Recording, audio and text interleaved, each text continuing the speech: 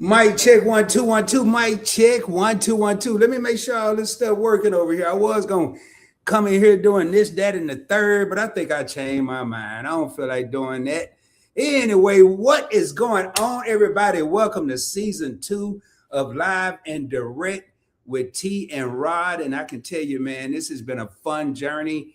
And I have a new way to say this. As you can see from the thumbnail, the Meet and I nominated Live and Direct with T and Rod. We haven't won anything, but I'm gonna be just like the Grammys. I'm gonna say, hey man, we nominated, but hey, we got a good show for y'all tonight, going 50-50 in a relationship. And we got Tanya, but we also have a special guest, the man that makes special appearances on this show. And boy, when I saw him, I was so happy because maybe he can keep Tanya from killing me from her live the other night. So just happy to have them here. And without any further ado, let me go ahead and bring my guest co-host up here and the other co-host. It's gonna be 3 of us tonight, and we ready for y'all. So hopefully y'all ready. Without any further ado, hit the subscribe button. We are broadcasting from Event Yours, which is Tanya and Timmy's channel.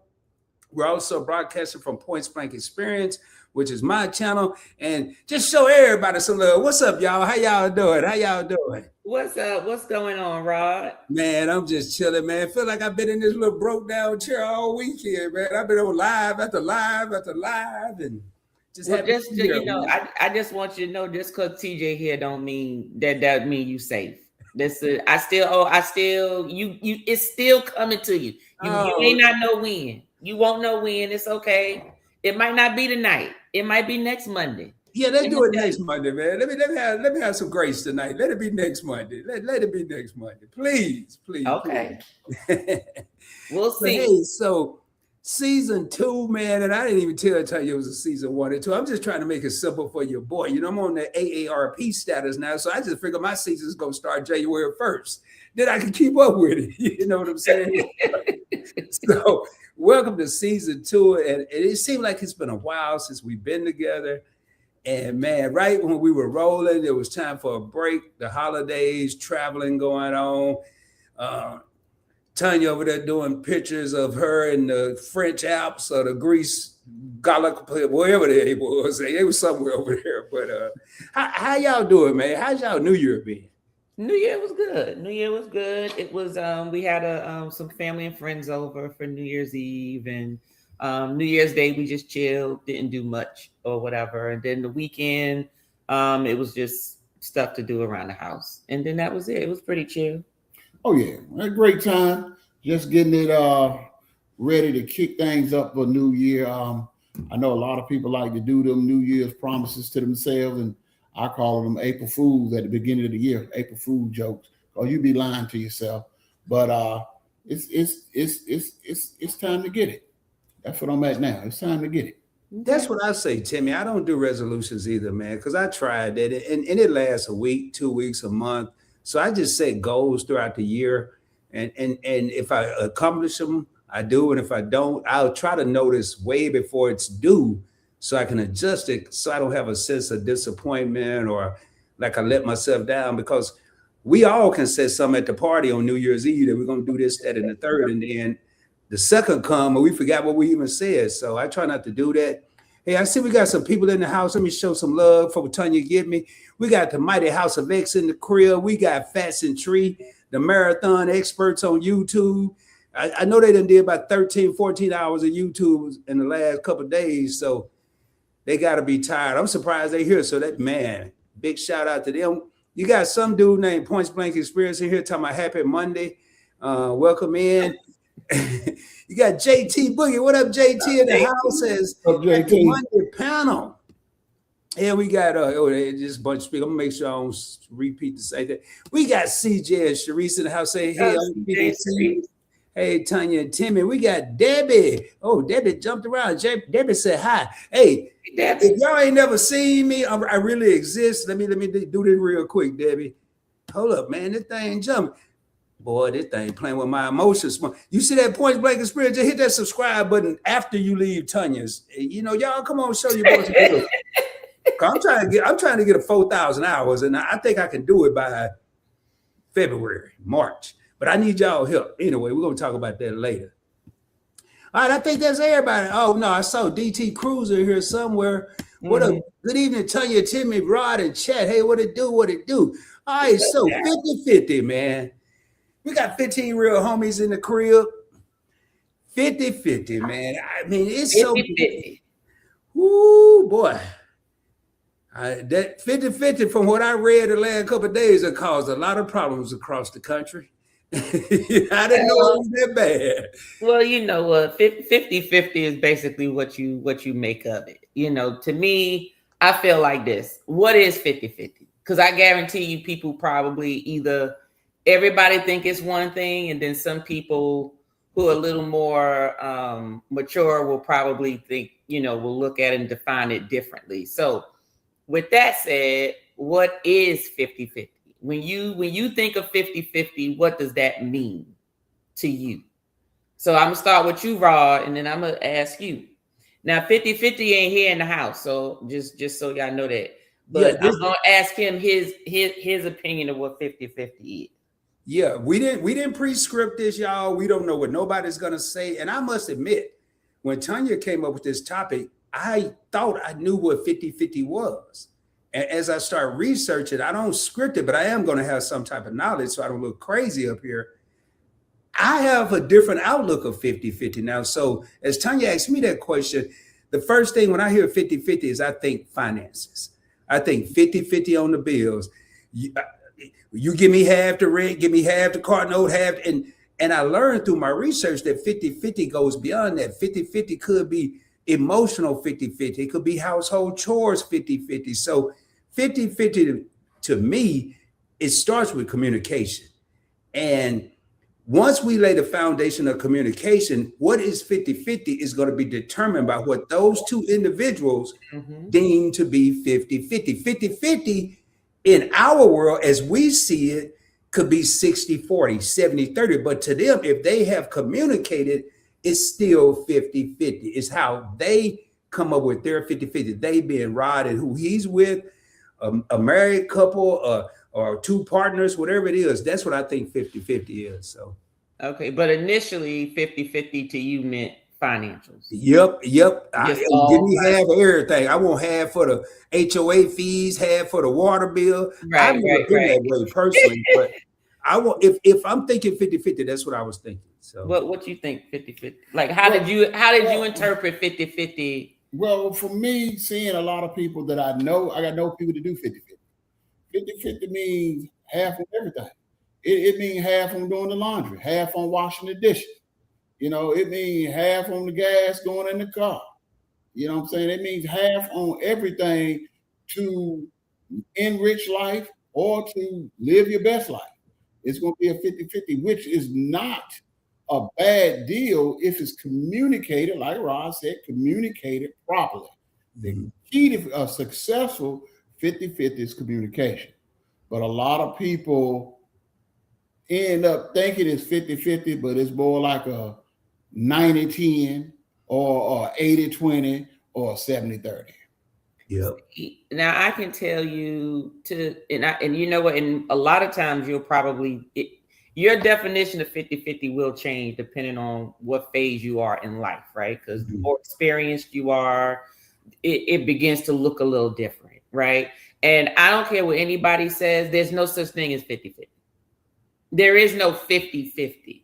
There's always going to be, it's sort of like how people say, you know, work-life balance. Ain't no damn thing. There's no such thing, because if your job needs you a little more, then your family going to see you a little less. If your family needs you a lot more, then you're going to have to take some time off from work. So work is going to see you a little less. It's never 50-50.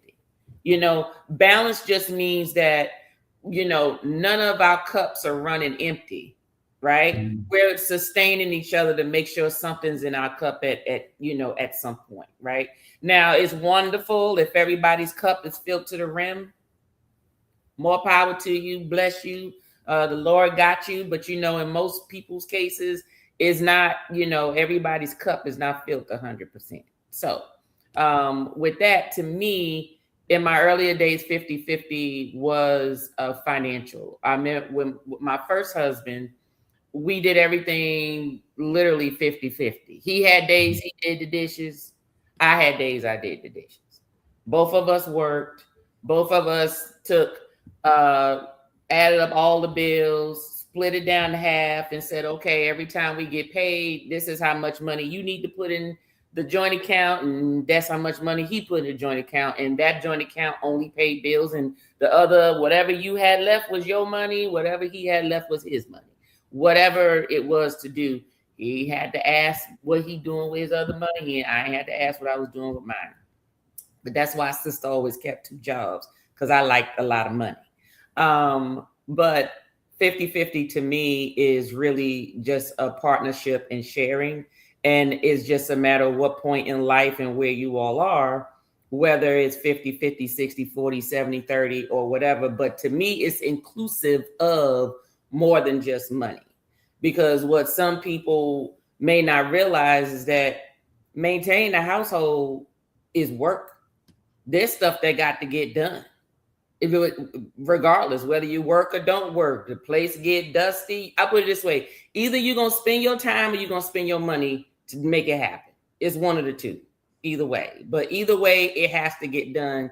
And I think that most people, even, most people assume that it's only about money, and it's not, because I guarantee you, if you flip roles, let me tell you something. I would take the money, 100% of the money, any damn day. If he wanted to stay home and just do everything in this house and everything with our daughter and worried about everything outside the job, that's less stressful to me. I read an article today, Tanya, and I didn't save it. I can't believe it, but it was saying basically what you just said, that there was a young lady in this article, and she was saying in her world, it was more like 250-50, because you think of carrying a child pre-birth. A man can't do that, or certain things that certain men won't do, like maybe cook or wash dishes or make the bed, whatever the case may be. Fortunately, I know Tim and I both can relate to this. Being in the military, other than having a baby, we did everything. We had to wash our clothes. We had to make the bed. We had to do those type of things where, in my opinion, we would have been better equipped if that was 50-50. But it's still certain things that I think 50-50 is never really going to be 50-50. No. It's never going to be. And then I started reading in the articles, which I want to get in later. It should be 100-100, but then somebody says, no, it can't be 100-100 because there's no such thing as 200%. And I was like, man, this is getting more and more confused. This should be a college class. I think when you hear people say 100-100, what they're saying is, figuratively speaking, him and I are 100-100. Why? Because I can go to work and make money and sustain, right? But I can also take care of the home, right? Mm-hmm. But I'm not doing both if I'm working outside the home, right? If I wasn't here, he could sustain. He got his income coming in and he knows how to take care of the home. You see what I mean? So that to me is what I think people mean by 100-100, meaning nobody is lacking anything where something is just not gonna occur. It's everybody gonna get fed. You're gonna have the clothes on your back now. Different people got different styles. You may not look as cute. Your hair may not look as cute as when mama did it, when daddy got to do it, or vice versa, or the car may run a little better when daddy was here, but mama got to take care of the car. But at the end of the day, you're going to have the car and it's going to run. So I think maybe that's what they mean by 100-100, because there is no such thing as 200%. Well, what I read, it was more like that mindset, that 100-100. As long as we get to 100, who cares how we got there? If it's 50-50, if it's 80-20, and then I'm going to get a little deeper as we go through this. It was certain things that I'll probably share on the screen of how they broke it down. They looked at individual expenses versus in comparison with household expenses. But I want to see what the chat thinks, because some of these individual expenses, I was kind of questioning when I read it. Have I looked at these as individual, or did I always think that was a part of the partnership. So Mhm. it's crazy. Like, and I want to know, and if people in the comments, and I see the Nichols have been saying, you know, not splitting everything, and some good comments in here. CJ and Cherie says it's not about the money at all, you know, and I think that's where the mix-up come, and it was some things when it came to the money that was put in front of me as I researched this, like it becomes a scorekeeping thing. Well, I did this. Did you do that? I did that? Did you do this? Well, I'm ahead. Like it's a football game or a basketball game. And Mhm. I was amazed at how many articles I read in the last couple of days that said most 50-50 relationships fail Mhm. because of the outside noise that they're creating within the home. So Well, you know, I have a you could go ahead into the comments, and when you're done, I wanted to pull up this video that talks about perception versus reality. You know, because you know, if you may get someone to go, well, you always or you never, like those two words, no one should really ever use when you're talking about what someone else does or does not do. Why? Because it's always just your perception. You know what I mean? So that's just like once or twice a week you walk past this store and this person has on that red shirt and those blue jeans, and you only see them twice a week. If all you do is see that person twice a week, I guarantee you the conversation if somebody said, do you know that person from down the street? Oh yeah, the one that's always wearing that red shirt and blue jeans. Well, you only saw them on Tuesdays and Thursdays. What about Sunday, Monday, Wednesday, and Friday? You know what I mean? And Saturday. So they may not have had those things on. It's just your perception. So a lot of times you can't really, you know, say what somebody is or isn't doing more or less, but it's always going to feel that way regardless because it's only what you see or what you know about. And it's not 24/7. Very, very true. I want to piggyback off of that just for a little bit. That's to me is one of the biggest downfall in a 50-50 relationship is the conception that I'm doing 70 and you doing 30, but we both be doing 50-50 because one person gonna only see what they do and they're gonna always assume that they're doing more because we're not perfect. We got our own little picks and our own little qualms, and we got our own way of listening. We got our own way of doing. We got our own way of seeing. So everybody's not going to see alike. Like, for instance, me and Tanya views on cleaning, she like her stuff clean all the time. Now me, I might put stuff down and say, Shit I'm gonna come everywhere. back. I might put stuff down and said, I'm gonna come back and get it later. But by the time I get ready to get back, the roof is off the house, the wind blowing through it, and I'm like, the damn roof done blew off the house. I get tired of cleaning. That's why I pay to have somebody come and clean this shit up. I don't like seeing stuff cluttered. Woo, woo, woo, woo. I'm like, hey, give me some time. I'm gonna get it. But that's my perception of where I came up. Before our lights go off in this house, everything will be in its place. But if ain't nobody here but me, her, and the little one upstairs, we're the only one gonna see it. But I gotta see it. She can't stand it. It drives her up insane. Well, see, that's where, let me tell you, that's also, well, I'm not even gonna say it's perception because it's a fact, but it's what when you have to run into something every day and it's the same thing every day, then it's your reality, right? Now, if I didn't come through the garage and I came through the front door and I go through my normal ritual, I probably would never see what's going on in the kitchen until I go to the kitchen. You know what I mean? But because I come through, and that's where he spends most of the time throughout the day between the den and the kitchen and the den and the kitchen, everything in the kitchen is, I know he had for breakfast. I know he had for lunch. I know he had a little snack. I know what he drank. I know he had a little tissue over here. I knew he was cleaning his glasses because the little papers and stuff are just balled up over here on the other side of the counter. You know, I know he must have screwed or fixed something because you got the screwdriver over there on the other side. You see what I'm saying? So it's like it tells a story. And that is a stressor to me. It's a stressor. And I also just think it's maybe just the way I was raised, because I was raised to keep the house clean. Period, at all time. Like, you just keep the house clean, and every place has a place. And to me, I find that if you keep things in a place, you'll always know what you have. You'll know when you don't have it. And if you ever couldn't see and you had to walk somewhere because you had to get something, you can find it, because it's where it's always is.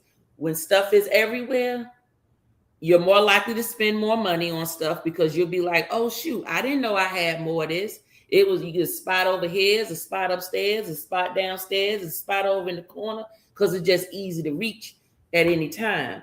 But, like I said, it's just perception. It's perception. But some perceptions are factual. He wouldn't have brought it up if it wasn't true. You said it, I didn't. And I'm the same way. I'm trying to get better, but I'm that wherever I finish, I'm gonna put it up. But now I'm trying to that night or the next day put it where it goes. And I'm that person that I won't. Do you really put it? Do you really put it where it goes? Now I am, but I have a smaller space too, though. Okay. And I don't make a list before I go to the grocery store. So if I'm having tacos, I'm gonna get everything that go with tacos. When I moved, I promise you, I had like 7 unopened large taco seasoning bags in the cabinet because I had accumulated them, Right. But I think a lot of people, one of the things I realized, a lot of people, when we think 50-50 or 70-30, whatever the ratio is, I would rather have 50-50, 70-30, whatever the numbers are, because I realize living alone as a male, I'm not speaking for nobody else, I kind of need an accountability partner. Right. For various things. And a lot of times that's 70-30, at 50-50, your partner may say something that you're not even thinking of. It's so many different variables. I want to read this comment real quick, Tanya. I want you to play those videos of Fuller Life now says sometimes it's going to be 60-40, sometimes it's going to be 40-60. It's give and take in a good marriage. Everyone is not going to be at their best in a relationship every day. I read about that. You know your partner. If y'all are living together, more than likely you should know your partner. You can tell when they have a rough day. You may have to step up and be that 70 that day. Even though you're not feeling it, your partner may really be at 30 that day. And the next day or 2 days later, your partner may be at 70, you may be at 30. And then at the end of the week, we 50-50 or whatever it is. We come there. So those are facts. Jags Farm said, my 50-50 marriage is on 40 years. He's been going for congratulations. So, man, yeah, big shout out for the 40 years. Now, when you say 50-50, I think Jags may be at another live. I know he usually goes live at 8. So I'm not sure. And the Nichols says, speaking for the Nichols, are one. We got the best advice from a married couple when we got married. 2 become 1. When you separate things, you are now 2. They did not lie. And that's a good point. 50-50, in my opinion, Tanya, you asked me what is 50-50, really, right from the gate, you're separating your relationship right down the middle. You may as well be 100 over here and 100 over there, if you're really running a true 50-50 relationship, or trying to, should I say. Those are facts. You run 2 individuals. You gonna do the video, Tanya? Or I was well, while you're doing that, I'm gonna pull up something and let me know when you're ready. I'm gonna share this real quick with everyone because I kind of want to see what people think about this. Let me get to I think it's this right here. Yeah. All right, so it's talking about individual spending and dual spending, joint spending, and hopefully y'all can see that. I can't really make it any bigger, but I'll read over it real quick. And it says individual spending, cell phone bill. Most couples that live together that I know, typically don't you get a discount if you put both lines on the same bill or something? Something like that, yeah. Yeah, so I didn't agree with that. Gym membership, if we're both going to the gym, I don't know about no individual spending unless one of us just not going. coffee dates with friends, I guess, clothes and haircuts. I didn't like this at all. This, and y'all probably said why I put it up, because I totally disagree with this. Now, joint spending, I agree with this: rent, utilities, groceries, date nights, and vet visits for your shared fur baby. I just think, why we got to have an individual and a joint? Won't we just? I mean, maybe go back to the old days. And let me see if it was anything else, because I'm gonna take that down. Maybe go back to the old days. We just put all the money in a pot. You get a little bit, I get a little bit. I am gonna probably post this to my community tab. It's too much to go over, but I like what they did. Basically, if one person make 100,000, the other person make 160,000. I wish I was in their family. And then they divided. The person that's making the most, they pay 62.5% of the stuff, and the other person paid 37.5. It made sense, but will we really sit down and do all these calculations? Probably not. I mean, that's just my opinion. So, did you figure it out, Tanya? Yep, I got it. All right. Hold on, let me pull it up. I'm gonna share my screen. Hold on. Thanks for the 19 people that are in here. If you haven't hit the subscribe button, whether you're on Tanya's channel or my channel, and you're not subscribed, please do so. Also hit that like button. It helps this get pushed out. You never know who could hear something in this live that could actually benefit from this. And we appreciate everyone being here. And I really don't say share out, but if you feel friendly tonight, go ahead and share it out on your channel if you're a content creator. Like I say, you never know who could learn from this. So, God dog it. I just had it. Hold on a second. I'm sorry. No, that's all right. Okay, nope. I got it. I got it now. And I'm gonna have to share my screen. Hold on. Okay. Let me make this bigger. Take it off mute. Take it off mute. Hold on 1 second. Let me start it back from the beginning. Let me share my screen. See, if I was like, because it's your StreamYard, not mine. So that's why it just took me a minute. Okay. All right. Hold on a second. Okay, there we go. Okay. Yeah, I see it now. Let me go ahead and add that. There it is right there. Let me take this down so I can get that out the way. All right. Hey, I like this. Y'all, we ain't never did that. I told y'all we don't script nothing. We just do it on the fly. So, hold on. Once one of the parties feels, not even accurately can pinpoint, but feels that they're doing more than the other, we now have conflict. All right? And again, it may not even be that they actually are doing more. But let's just say that man feels like the burden has actually been more on him. And he comes on you like, I'm the one always doing this. And you're like, how dare you? Like, because to you, if anyone's been doing more, it was you. But you guys have your own perception of it because you're basing it off of feelings, because there's no actual way to quantify it. There's no way to prove, no, I actually did more than you. So again, it becomes this pointless battle, which now turns into attitudes, resentment. Now intimacy takes a hit because we're not feeling each other, snowballs into all kinds of other issues. All right? Well, do you agree? I do. I think, really the 50-50, like I said earlier, it's just really the tip of the iceberg. You're going to have a lot of other problems. People, I like to look at it as counting chips or not potato chips, but counting chips at a casino. Oh, you had 3, let me get 1. You have 4 and I only have 2, let me get 1. You start keeping score, and before you know, you're not even focused on the foundation of the relationship or the marriage. You too worried about whether you got 50 or they got 75. It becomes a numbers thing. And right then and there, I'm not going to say every relationship that's 50-50 fail, but to me, and so many people in the comments have said it, I'm getting ready to go through the comments here in a second. So many people have said it. It's really just teamwork. Let's take all the numbers out of it. Just have teamwork.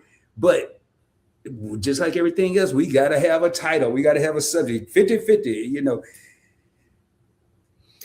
Well, I feel that everybody, the reason why perception is in your mind is because people think about, there are things that a person may do that may not, like he said, you can't quantify it, right? Some people may say, oh, and I'm just using this as an example. It's not true, but using this as an example. Now, I mean, this part is true, but I'm giving the example I'm giving of the outcome is not true. So our guest room on the upper level, I didn't want it to be a bedroom anymore. I figured let's just make it a day room where the bed is going to be situated as if it's like just an oversized couch, and that's going to be the space where we have our luggage and travel stuff. I organized everything, so all the little travel accessories that we use to travel with is all in little bins with labels and stuff. And the reason I did that is because previously, again, you turn around and every time we going on a trip, we buying extra toiletries, we buying this, we buying that. And then when I went through all the stuff, we had like multiples of everything. And so I said, well, let me coordinate that, right? Now, mind you, it only took me one day to do everything that I needed to do, right? I say a day and a half, but that's only because something else came up. But the mental work and the organizing to be able to go in and execute that fast was also work that had to be done, right? But that's something that he wouldn't have been able to quantify, because all he may see is, well, you went in there, it only took you a day. If I got to go out there, I got to do this and this, and it take me 3 weekends. You know what I'm saying? And I may be like, well, me and you execute differently, or whatever, or pay somebody. That's what I do. I work hard because I told myself that there was things in life that I didn't like doing and I wasn't going to do it. And I'd rather work for the extra money to take care of stuff that I don't feel like doing. So if he want to do it, knock yourself out. But if you're not going to do it and I don't want to do it, then we going to pay somebody to do it. So either way, it's going to get done and it got to get done. So, that's basically it with the perception part. But let me ask you this. Who do you think benefits more? Let's talk about this. So we know it's more than just finances. We all know, because we're all mature, we've identified that there's different ways to actually share a workload, right? But let's look at the traditional 50-50, right? Most of the time, people are talking about 50-50 in terms of bills. No one's talking about rearing the kids. No one's talking about cleaning the house. No one's talking about having to take care of the kids when you get home, because guess what? Being a parent doesn't stop. You don't come in the house and then they clock out. Even when the kids are asleep, you still a parent, because guess what? Even now, and my daughter is 23 years old. Do you know why I go in there and I give her a kiss every morning before I leave for work in the morning and she sleep? You know why I do that? I want to make sure she breathes. I want to make sure that when I left the house and my child was alive when I left the house. So, and that is still till this day. She's 23 years old. I've been doing that since she was a baby. Because she's a very sound sleeper. If she was too still, I move her a little bit. I have to make her move on her own. Like, okay, good. She good. Because I'm a parent. I'm a mama. That's what I do. Now, this one here, him and her could be in the house all day long. I speak to him later in the evening. I'm coming home. Hey, how Halea doing? Oh, she doing good. She upstairs in the room. Did you go check on her? She up there, she good? I said, did you put your eyes on your child? I gave her the 50-50. Is she alive? Did you talk to her? Did she call you? Did you hear some feet walking to the bathroom? 50-50. Did she move? He couldn't tell you. He couldn't 50, tell you. 50. I said she could have been up there calling out for her daddy, choking or doing something, and he won't know. I heard that because I got good ears. But that's the 50-50 right there. That's another way to look at things. As a father, I give a 50-50 on that. So on that, she's gonna be a mother, and I know she goes in and checks and all that. So she goes in and checks on her. If I'm working from home, I'm downstairs on the computer. So when she goes, before she walks out the door, I get my kiss. So all I have to do now is 50-50. So she done did her part, and all I got to do is do the rest. Keep everybody out the house. Bugs, roaches, rats, keep the cats out. the unwanted people, solicitors, Jehovah's Witness. That's all I have to do. I have to do 50-50 at that point. You still invite unwanted people in the house. No, I don't. No, I See, don't. to answer your question, like TJ just brought up a good point, because I think mothers being natural nurturers, that 50-50 may be different from a father unless a father is put in a certain situation. Mm-hmm. You know, and I think like, because I would have never thought to kiss my daughter just to see if she breathing. I would have never thought of that. Mm-hmm. I've never done that, and that's an ingenious thing. But me as a male, I'd probably go in there and take a pulse. I'd wake her all the way up because I'd be having all. I mean, that's what I'm gonna do. But you're, as a mother, smart enough to know, hey, let me just, if I kiss, I can feel her breathing. You know, even if it's a slight breathing. And is she still warm? You know, is her body warm? You know, that's a look. I check him too. You know, he at that age. Sometimes when I'm used to him snoring, and the other night, when I say it was like it was eerily quiet. Mm-hmm. No snoring, no heavy breathing, no nothing. And I'm going, mm-mm. So I go and I hit him. He don't damn move. I said, oh, no. So finally I get up. I got to do something on his head. I usually slap him or something. And then he'll do this. And I'll be like, okay, he good. He okay. He alive. He alive. I'll be just about ready to get them lottery numbers from the dream master and write them down. As soon as she hit me, I just get one number. Then I wake up. Always got to add your sauce to it. She done ruined it. That's why we still broke. But back to the question, who in the money situation, who do you think benefits the most from the 50-50? I think I'm gonna give you the money, then I'm gonna give you the non-money. So with the money situation, I'm gonna say benefiting is different from who could kind of control the 50-50. Because I think whoever makes the most money, they automatically think they control the whole 50-50. And it goes beyond that. They take control to a whole nother level. They want to control everything. But in a 50-50, again, going back to the communication, Mm-hmm.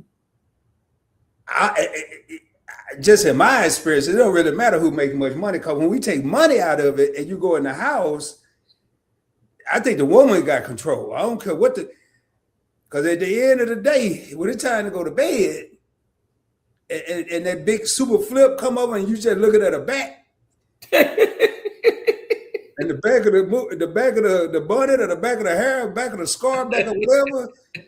Hey man, I changed my mind. I'll do 80. You ain't got to do number 20. I'm gonna start changing gears, you know. So I just really think whoever has the most money when it comes to finances, they think they have control. Do they really?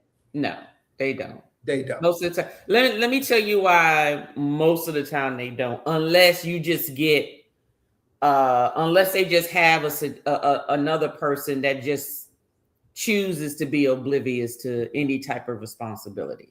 Okay. There are some people that just be like, I don't know. You know, my wrist broke. You know, I don't know. I'm just a damsel in distress. There are people, there are women who act like that, and that's fine. And there are men who love it. And there are men who say that they don't like it, but they do. They like it to a certain point. Okay. But you also got to understand there's a different type of woman that, you know, the woman is either that dumb or she acting, is one of the two. So it's just a matter to the man of which one you want. The one that's acting, which is probably going to mess with your ego when you realize that, you know, come on, you ain't all that much of a hero. I can do what you doing. No big thing. I'm just making you feel like you can. Or do you deal with the one that really does feel like you are the Superman, the hero? I can't do nothing because you just do everything, and you just, I wouldn't be in this world without you.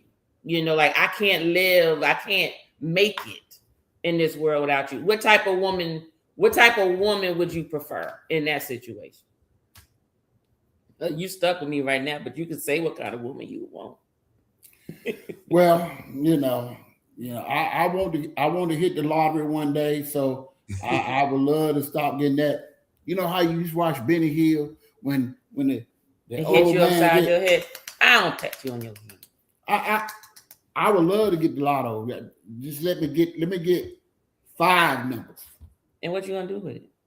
I'm gonna be a halfway rich bitch. Right, 5 halfway. numbers. Halfway. I noticed he said halfway. 5 numbers is $1 million. Halfway. So I ain't got to get the whole. I'm gonna be a halfway rich bitch, because that's all I'm gonna say. But can I get that instead of this? So what was that question again? Tell you, because Timmy just made me laugh. I forgot. The question was, in this 50-50, you were talking about having control. The person that makes the most usually think they control the situation. I said, well, a lot of times you do get some men who are in control, but they're just in control of what happens. And usually in order to control the house, right, they usually have servants, right? They got somebody cooking the food, a nanny taking care of the kids, somebody cleaning the house, right? Somebody is driving the car, somebody, you know what I'm saying? So all she doing is she just a housewife, and I don't know what that means. It shouldn't add anything if you ain't got no broom in your hand. But I was saying, what kind of woman would you want if you was making the money and being in control? A woman who really is like, she can't do anything without you, like you really are in control, or a woman that is acting, not necessarily acting, they appreciate you, but she make you think like, I just can't. There are some women and wives that I know that act like they can't lift up nothing. Oh, honey, can you pick this up for me? And sometimes I'd be like, no, that ain't gonna work. I'd be like, bitch, pick that goddamn garbage bag up. You know how to. Now I get it. I mean, I don't do garbage. Does that mean I can't? I know how to. I know how to change oil. I know how to change brakes. Now, in those particular situations, my wrist is broke because he doing it. My wrist is broken. I will clearly state I don't do that. That's what I say. Don't say I can't do it. I don't do that. That's all. It's a couple of things I don't like. Now, if a person choose to do it, it's on them. But I don't like to see a woman take out the trash. I just don't like. And guess what? But that's a choice, though. Right. And I mean, I can't say mowing lawns because I saw my mom mowing our lawn. So I can't say that. But she did it by choice, like you said. She didn't have to. I don't know. Maybe she was out there being therapeutic or something. But well, no, what probably was going on, your daddy probably said he was going to take it out and it was stinking up the house and she got tired of no, not the trash. She was mowing the lawn. No, he took the trash out. No, he didn't. We did. Now, okay, well then. And a house full of boys too? Oh, if I was her, I wouldn't touch that daggone trash either. But I would rather be where the woman is real. Don't be sitting over here talking about you can't do this. If you really can't, then you can't. If you really can. Because I'm at that, being an AARP member now, I'm really not. But what if I can't for real? And you can't, and I can't. Who gonna do it? I mean, who gonna do it? I mean, if you can't lift a finger, because you just can't lift a finger, you saying it, but I really can't because I'm over here in a certain situation. Who gonna do it? I mean, and that's just my question.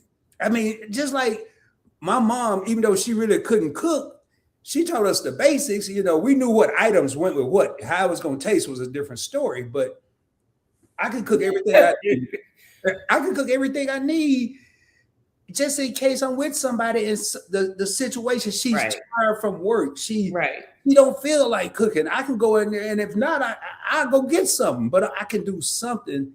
But if we don't have no money, I can't go in there and get some potatoes, throw them in the oven. And we're going to have 2 fulfilling baked potatoes. Baked potatoes, right.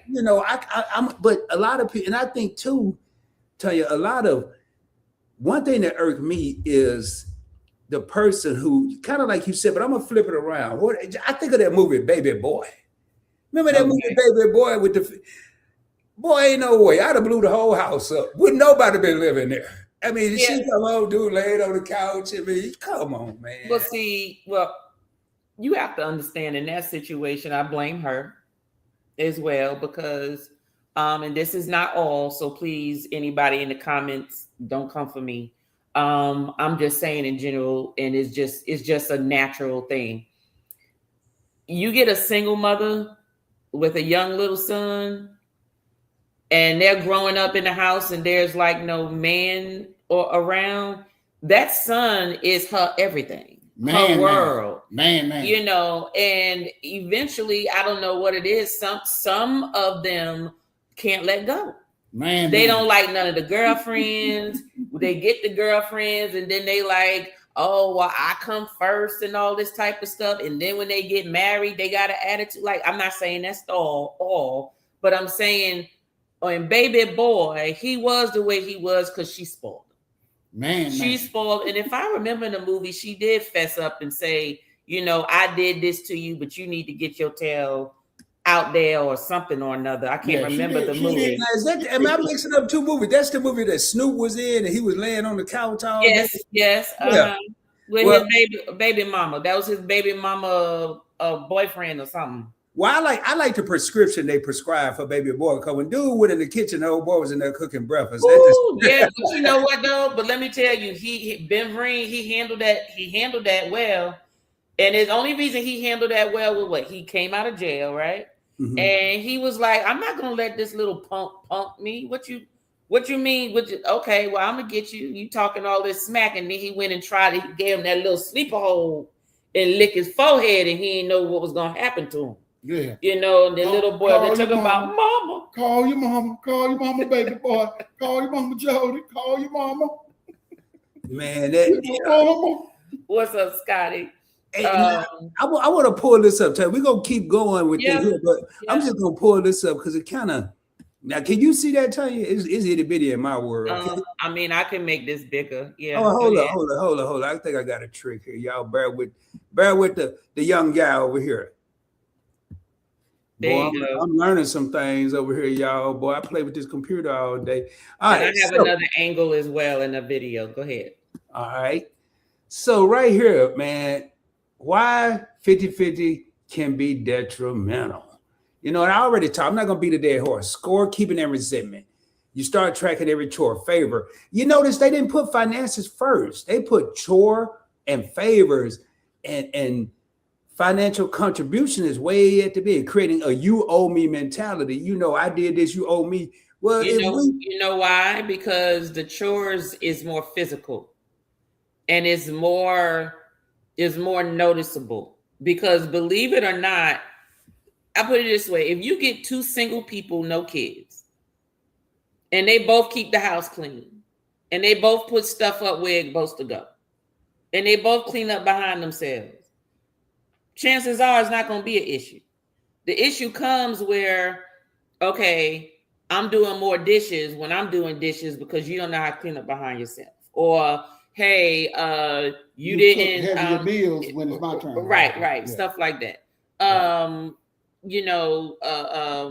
Somebody's having to do something. They have to do more labor in order to maintain than just enough as it would be if it was just them.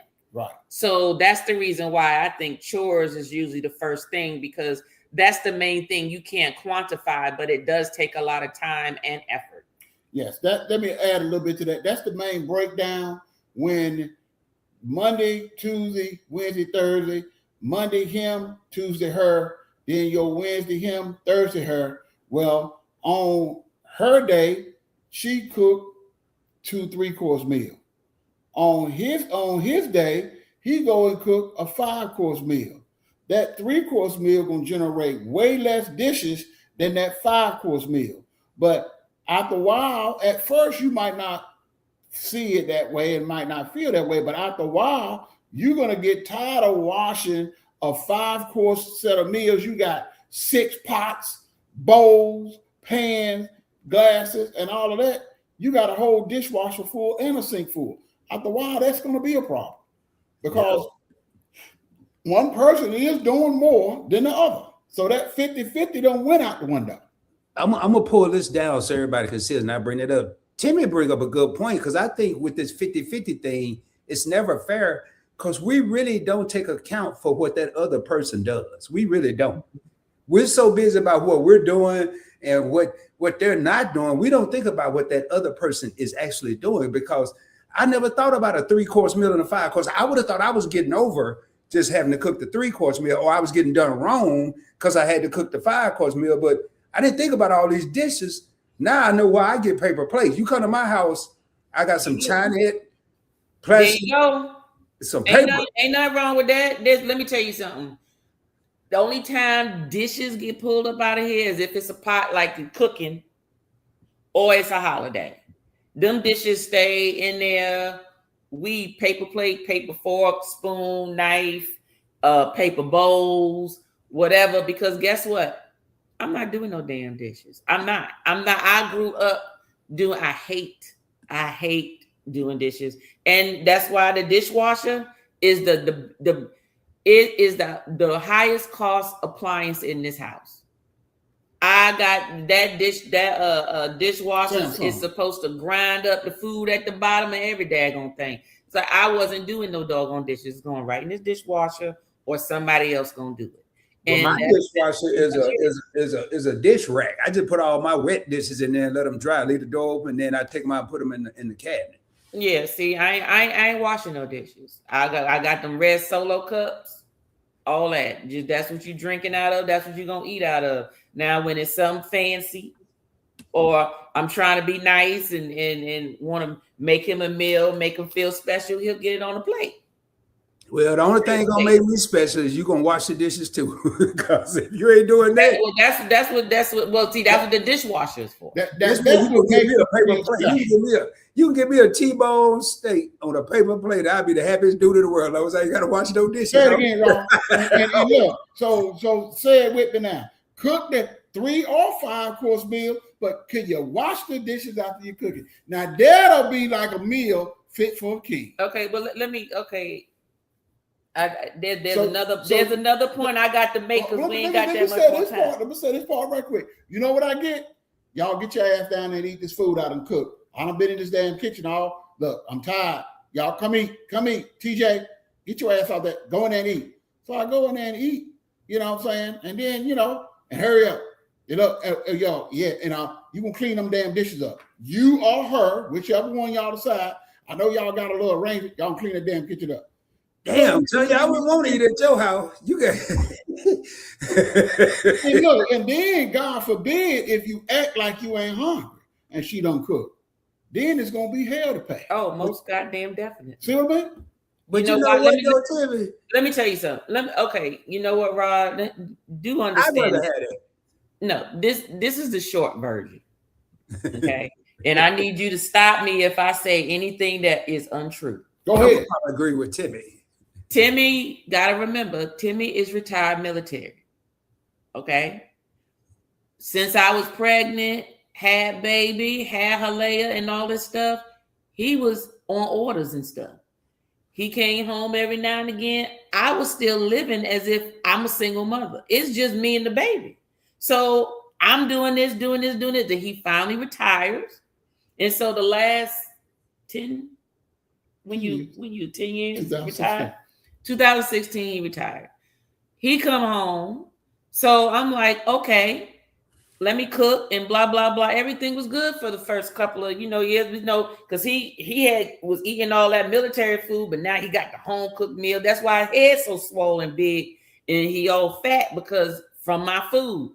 And he blames me for his weight gain, whatever. And my diabetes. No, you can't blame me for your diabetes. I don't control your sweets that you eat. She turned me into a fat bastard. And don't you know, fat bastard and diabetes go together. Anyway, I would cook because I'm like, that's my man need to eat, my child need to eat, right? I would make the meals. Now, mind you, this is still me working full time. I'm still working full time. So if I come home, I ain't taking my shoes off, no nothing. Go in there, I'm cooking, whatever. Daily basis. And you want to tell me you're not hungry? The hell you mean you ain't hungry? I could have went straight up in the room and took my clothes off and sat down and picked my damn in between my toes if I wanted to. And I didn't because I cooked. So now you don't wasted my time. So, and she's telling the truth about that. So in that faction, she was doing 80-20. I was doing 20, she was doing 80. But this the deal that changed, the whole thing changed up. When you got the food and you got that threatening language to go with it, motherfucker, gotta get down and eat that food. I'm gonna put your ass, get it. Y'all get up, go eat, go eat. I was like, damn. Yeah, Tanya, I wouldn't even be hungry no more if you did. No, I ain't hungry no more. You know, so me and the baby had to get together to say, look, mama, you ain't got to cook. Though. I mean, she's cooked every day. Every day. I was like, oh my God. And you know what? And all I did, my whole thing is this. What I don't like is if I do something and then you tell me I don't have to do it. And then you get to the point where you do want something. But then we get amongst people, and I'm not saying that they've ever done this, but I never want anyone to hear like, oh, his wife don't cook. You know, they eat out all the time. Well, but who cares? It ain't their business. No. That ain't the fact. See, that's okay. See, you a man, you don't understand. A woman runs the house, which means whatever happens in that household is a representation of her. Okay. When the kids is outside looking raggedy, who are you looking at? Mama or daddy? That punk ass daddy. There you looking at looking at mama. That punk ass daddy. Looking at mama. No, they looking raggedy. I didn't say they had no clothes. That punk ass daddy, he ain't working. So Tanya, what you say you don't like to hear? You don't like to hear nobody say. In other words, I don't want anybody to think that I'm not doing my wifely duties. No, there was something you said specifically that you didn't like, because I think I say it. Yeah. You don't like somebody like. I tell a person quick, you ain't got to do that. You know, knowing I'm over here hungry that I don't know. That's what I'm talking about. Yeah, that's what. Exactly. Well, but then, if I'm timid and I say, well, yeah, I could use a sandwich. God damn, y'all ain't want something to eat. That's it. I'm saying, I'm good. I want something. I ain't gonna say. No, I eliminate that because you know what I do? I ask questions. And you can ask him even on the weekends, because guess what? I'm very conscious of what's going on, right? And I know how I got stuff to do, but what I do is I strategize and I think about my stuff first. And then when I execute, it's done, okay?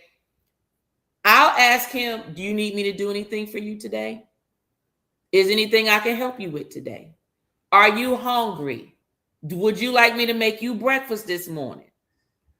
He has an option to say yes, no, whatever the case is. Now, once you say no, that's it. Now, I'm not talking about after I didn't whoop him. This is a regular day. But can you just cook the food and that be it? Like all the extra. Like, no. Let me tell you, no. Don't drink no more water. Don't move for the half a napkin. I'm not going to fix the food and just fix the food. You know why? Because if you don't eat the food that day, I'm going to be pissed off. You know why? Because I could have used that time laying on my damn back and chilling. But you don't. Now I done put effort, some unnecessary work, because guess what? If you wasn't going to eat it today, I could have relaxed today and cooked it for you tomorrow. So this what it be, Rod, right here. When she start asking those questions and she going down the list, first thing my mind saying, don't say nothing. There is no right answer in here. Don't say nothing. Just sit there and look. That's what a man answer is. When a wife start coming at you with a list, do you want this? Should I do that? Do you need this? What you think about that? When you get all of that running down there, 50-50, man, I'm trying to tell you, that's 90-10 right there. So my 10% said, shut your mouth. Tim, I got a question. I got a question. Do Tanya like get mad if she wants something and then she cooked that dinner and then don't nobody want it but her? Like chilling. What? Oh, okay, Rob. One of my pet peeves is wasted time. Because let me tell you what my favorite pastime is. Relaxing. doing their goddamn thing. Relaxing. Kicking Leave ass me and- alone. Let me kicking ass and think. taking names. I am laying down, I'm sitting down, I'm minding my business to myself. Leave me alone. I could be doing that so I can recharge and then do whatever it is that I need to do. So I always ask him before I even do that, because I am a wife. Do you need anything? Do you need me to help you with anything? You said you was gonna do this. Do you need my help with something? Once he tell me no, that's it. Can you renege? Hell no. You said no. Don't ask me. See, I'd have been in a situation where I said, I don't need nothing. And then the person try to make you need something. You know you want something. You might as well go and tell me before I Well, say I don't say all that. I don't do all that. Once you tell me no, I trust you. And then all I got to say is speak now, forever hold your peace. Because don't come to me later talking about, you know what? I know earlier you said if I wanted this, but I do want it now. You know what I started to do? Instead of saying no, I said, I'll make it for you tomorrow. Because by that time, I done made up my day in my head, and I'm gonna do what I'm gonna do. But let's get back on this category. Yeah, here go the next one. Tell you unrealistic expectation. We may have just covered. I just want to read it. Life isn't always equal. One partner may be sick, stressed from work, or dealing with a personal crisis, and demanding a strict 50-50 input during those times causes disappointment and pressure. You know, nothing bothers me more than a person that's sick and in there cooking, not because of the germs, that's gonna bother me too, but the fact that they should be laying down healing. I can go in there and make me a peanut butter and jelly sandwich or something. That night I don't need no 5-course or 3-course meal. You know, that's just me though. But you can make a 5-course meal in the crock pot. That's all I'm saying. Well, I can't cook in the crock pot. Last time I cooked in the crock pot was some oxtails. They came out pretty good though. Okay. So we already talked about transactional field. Focus on that. Both parties might say they're doing more than the political field. Ignoring the mental load. A strict 50-50 split often falls to account for the invisible mental load, planning, organizing, emotional labor. That sounds like what Tanya was just talking about, everybody. I mean, we know Tanya is organized. She's a planner. And then if that goes left, she's going to have some emotional labor behind it. Yep. And here's the thing, a better alternative is 100 or flexible partnership. And that's what they really mean when they say 100. We know it's not going to be 100. It's going to be just flexible, you know. And I think that's the right way to look at it. The flexible. Let me take this down and make sure. Tanya, did you have anything else to add on about this 50-50 thing? Or? Yeah, I do. You got a video to play.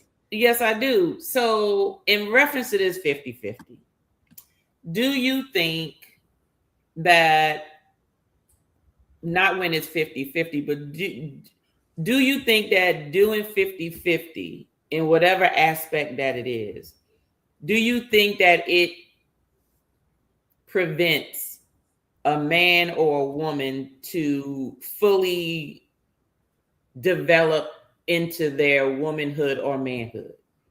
I think it could. I think it depends on the early stages of their life. Because if you got your woman and they're trying to build a house, she may not be equipped physically to build a house. Or say a man, he may think some of his manhood is being taken if he's in the kitchen, depending on how he was brought up. Mm-hmm. It could be the upbringing that plays into this. Now, my father could cook better than my mother, but I rarely saw him in the kitchen unless my mom was sick or in the hospital. Mm-hmm. My mother would go out there and mow the lawn, not because my father didn't or couldn't. I guess she just wanted to. I don't know. He took too long. I guarantee you that's what that was. I think she was just trying to get away from him before she hit him upside the head like you be doing too. That might be it too. So that's what I really think. But I just really think it depends on what they were used to growing up. If they saw both parents maybe doing both things, then I don't think it's taken away from the manhood or the womanhood. I think it's more of a mental state. You know, I done heard guy, you trying to turn me into a punk, or you trying to turn me into a this or that, and that's not maybe the case. Maybe because one day I know I'd have found out the hard way. One day you're gonna need those skills that you think may be not meant for a man. You find yourself by yourself, you know, and you over here trying to clean the house with some water and some Irish soap. That ain't gonna work. You got to know all the things you need, you know. Right. So Well, the reason I say that is because they have in the world now they say men say women are too masculine and all that stuff, and they're saying men are too soft or whatever. And I'm curious to know, because when you talk about 50-50 and you're talking about the man and the woman in the workplace, and of course it depends on the type of work people do, right? Which determines what temperament you have to have in order to make your money, right? What you do determines what demeanor you take on the majority of your day, which means the majority of your life, right? Mm-hmm. If you get a woman that's making a certain amount of money and it's not like a personal business, and even if it is her business and she's the one handling negotiations and contracts and trying to make sure people don't take advantage of her, she's going to have to take on masculine traits, right? Mm-hmm.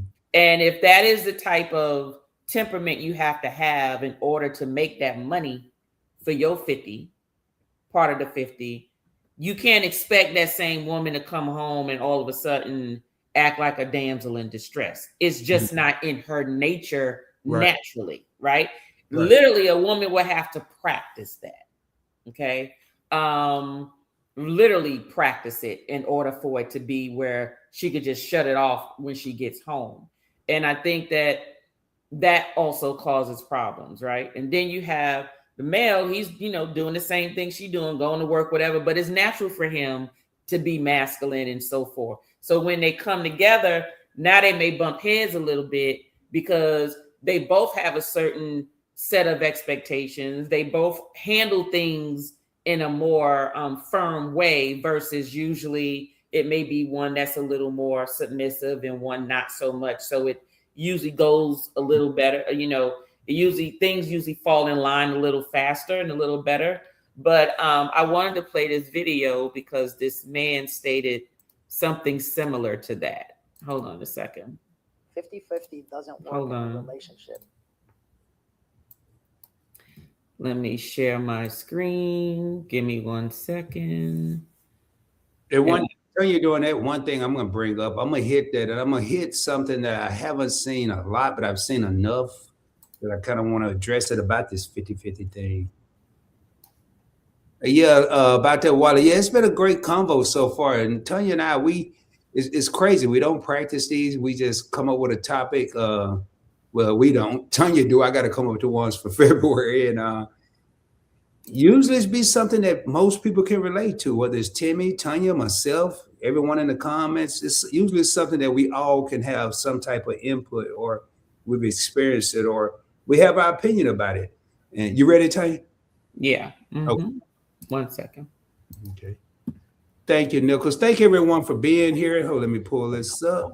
A woman can never feel safe. And if she never feels safe, she never drops into her feminine. And if she never drops into her feminine, then the magic of her heart and her essence never gets to embody you and the family. And that's what I think that most men don't really understand, is that the safer our women feel, the more free their magic and the magic of their feminine is to help us become who we are ultimately intended to become. Mm-hmm. So does 50-50 work? Yeah, if you are content with never reaching your highest self. But if it's your desire in life to reach your highest self, to allow your partner to reach her highest self, then you're going to have to look deep within yourself and ask, what is it I'm avoiding from taking full responsibility, so much so that she can drop into her feminine? And as a result, what would be the gift available to me when that happens for her? What? Sexy chocolate. Sexy chocolate. Sexy chocolate. Sexy chocolate. Sexy chocolate. I think a lot of guys may not fall into that category, like let the woman fall into her femininity, because they think that someone's trying to boss them, be their mom, tell them what to do. You ain't the boss of me and all that. And then a woman may have to step up to the plate, or may have to feel like she's stepping up to the plate. And it's true. If you don't, that first thing he said, the first sentence was the woman has to feel safe. You know, I don't care if she's acting like the man of the year, trying to get the man of the year award. She still wants to feel safe if she's in a relationship. All that other stuff to me is just out the window. And I think sometimes if, as a male, if we're not doing our part and a woman feel like she have to step up and do some of those male chores or things, she's going to just develop a sense of masculinity. It's just going to naturally happen. And it kind of, I don't know. I like what he said. It's just, I want to hear what Timmy talking about this sexy chocolate. No, he just acting like a foolish. No, what he said was dead on point, because that is the dynamic and the structure that it's the blueprint that most homes should follow. The man should naturally lead, because that's what God put you in that position to lead, not to be a 50-50. God didn't put you out here to be 50-50. It just wasn't designed that way.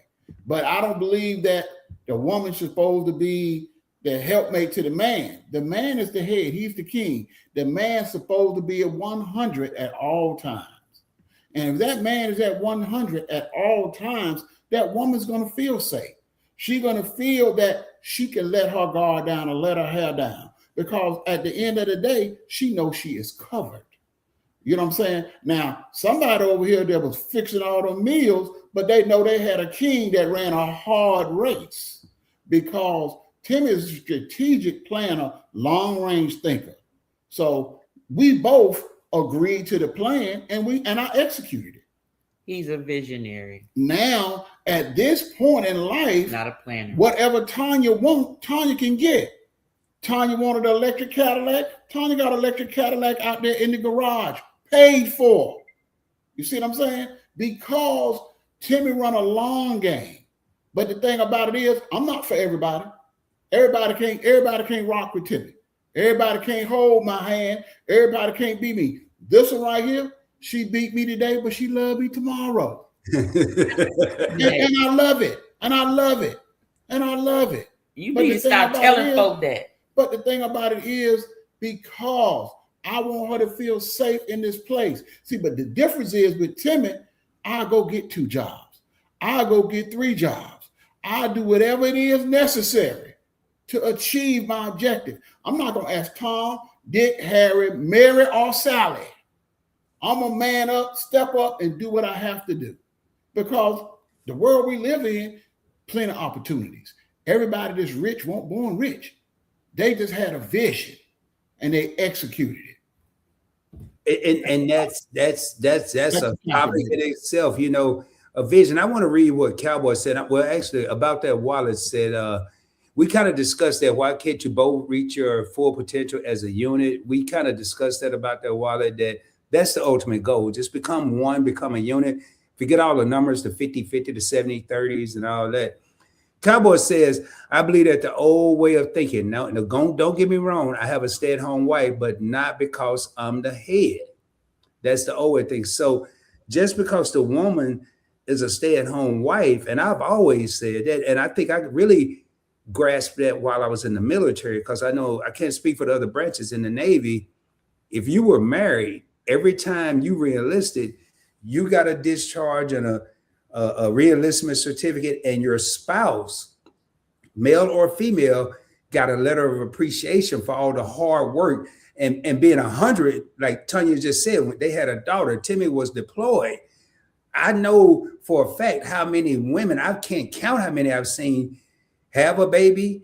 By the time the father comes home after a 6-month deployment, in my case, I think the longest I did was 7.5, the baby doesn't know the father, the mother's stressed out because now, and then the father come in and think everything supposed to just fall out the sky back to normal, and it doesn't. Ooh, let's not talk about that. Oh, yeah. Let's just say, like God did, this is not the goddamn Marriott. I just had to remind him. I said, look, this ain't the barracks. This ain't the damn Marriott. Tissue don't just appear. Well, Timmy's behalf, that's how they make you. I mean, well, that's what I'm saying. It's all about what What you've been accustomed to. Exactly. Right. Exactly. When I made these 7, I didn't make my own bed. I could see them. I didn't fix my own plate. Obviously, I didn't cook the food. That wasn't my job. And I got spoiled. But I worked up to that. And when I retired from the Navy, I didn't go try to find a plus job. I found the hardest job I could find, which was selling cars and not getting paid unless you sold a car. I did, seriously tell you, I did that because they said, somebody told me that if you don't do nothing crazy and hard, when you retire, you die until you. I said, well, I ain't gonna be dead. I'm gonna go find me something crazy. Right. So, but one of the things talking about this comfort zone that I want to think about is when you have a young man that doesn't have a father in the home, and I'm probably going to do a live on this Real Talk with Rod. I just got to get my thoughts together. When you have a child that doesn't have a father in the home, that doesn't mean you're not going to have a man. Not at all. That's not what I'm saying. But he may be accustomed to only his mother. That may be the individual that's going to compare every woman to his mother more than an individual who had the father in the home. Mm-hmm. I think it's more prevalent than we often talk about how important it is to have a father at home, not just for the son, but for the daughter as well. A lot of daughters don't even know how to calculate 50-50 because they didn't have that male model in the home or in their life. It don't have to be in the home, in their life, to explain to them what to expect. It could be 150, it could be 110, they don't know. And that lies on the adult in the situation, not the child. That's just somebody that's just burning a hole in my head right now. So, do you think 50-50 nowadays should be expected, or do you think only under certain circumstances? I think 50-50 when it comes from a financial standpoint should not be expected. It should be, if one person make more than the other, let's just make this work and live. As Timmy always said, let's live our best life. Who cares who make? As long as we making it together, if we really together. Now, if we over here faking in front and we trying to be the quote unquote power couple and thinking we Jay-Z and Beyonce, no, it may not work.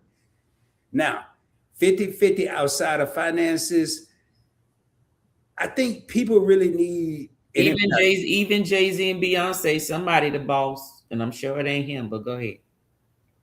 I think she got a whole song where she said boss. It's both of them in the song, but she said boss. And to me, that's how it is. But when I think outside of the finances, we just have to really look at the overall, what is 50-50? Back to your original question, Tanya, that's the first question that everybody have to ask. First of all, themselves, what is 50-50 to Rod? I can't go talk to nobody else about 50-50 if I haven't even answered the question myself. Mm-hmm. Then I need to hear what their answer is. And then we need to get together and see what the real 50-50 is going to be. What rules are we going to abide by? I think that a couple is supposed to complement each other, meaning like a puzzle. The problem sometimes happens where, and it's not just in relationships, it can be at work. It could be in friendships or whatever, but sometimes some people may not think that their skill set that they have is as important as the skill set that they don't have, or they're not as good at, so they may not want to give. What you're supposed to do is this: if you're good at ABC, then it just makes sense for you to get you a DEF, because you need that because you don't have it or you're not as good. So you don't have to work as hard, right? But what happens is sometimes you get the ABCs who think that the DEF skill sets is more important than what they already have. So if they get someone with the DEF, they don't want to use the person for the DEF. They still trying to do DEF instead of, you can go a lot more further, or you can get a lot more work done if you do ABC and this person do DEF, and you come together and you use them skill sets. And when it's time for ABC stuff to happen, this person is point guard, this person is leading or facilitating that. And then when DEF is coming about stuff, then that person is handling DEF stuff.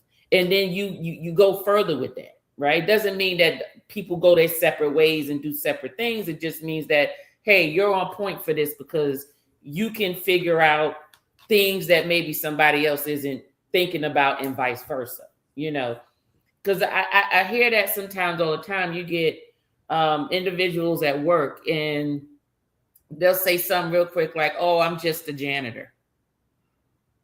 And, you know, and it's our job as leaders to show employees and people how what they do impacts the bigger picture.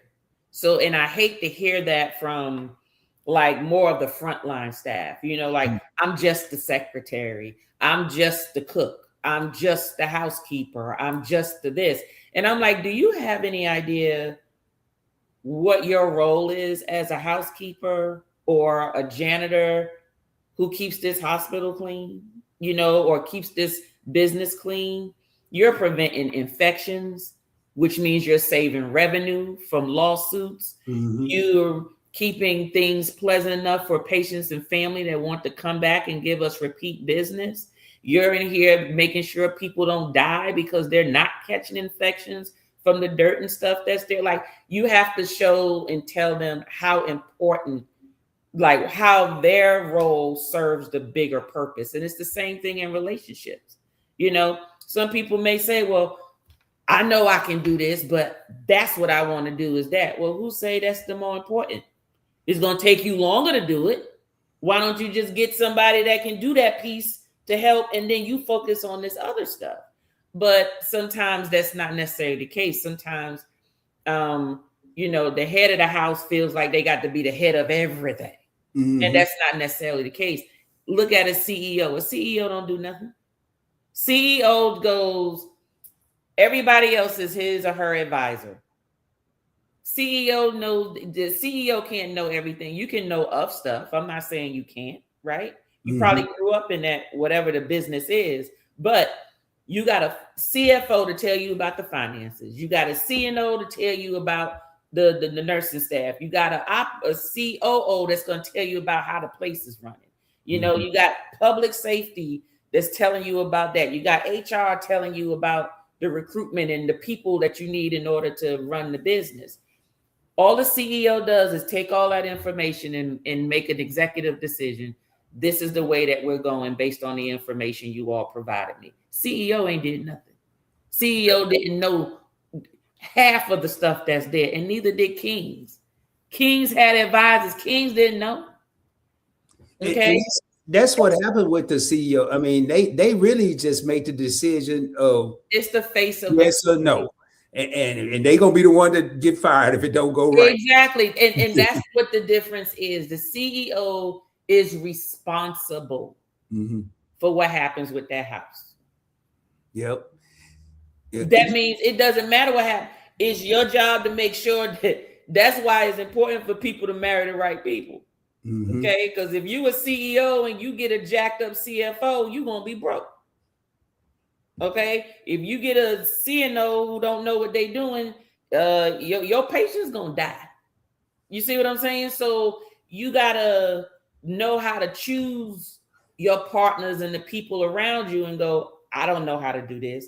I need someone that's strong with that so we can come together and make stuff happen. Yeah, that's like in the famous words of my brother. That's you get a champagne hoe with Kool-Aid money. That's a man running the front and really who need to be in the back stocking the shelves. Yeah. You know, Tanya Timmy just said something that really resonated with me with the janitor. Because a lot of people, when they say I'm just a janitor, they don't realize how, like Tanya said, how important it is. Because if I go into let's say a grocery store, and my favorite place, Kroger, I don't care if the bread, if the sunbeam is not with the other bread, I don't care. But let me go in that bathroom and it's a disaster. Somebody gonna hear. Yep, exactly. Exactly. Somebody gonna hear about that. And so how important, and that's what I don't understand. You got a guy or a young lady at McDonald's or some burger joint where they making all this money, but you pay them the least amount of money. That don't make.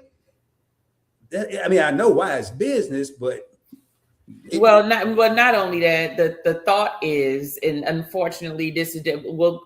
Let's look at the 50-50, or let's look at the why there are, over time or whenever you see it, is almost like the person who goes out to make the money obviously must be the smarter person, because if they stay at home and they just taking care of the house, you don't really need that much of a brain to do it. Just anybody can do it, and that's not true.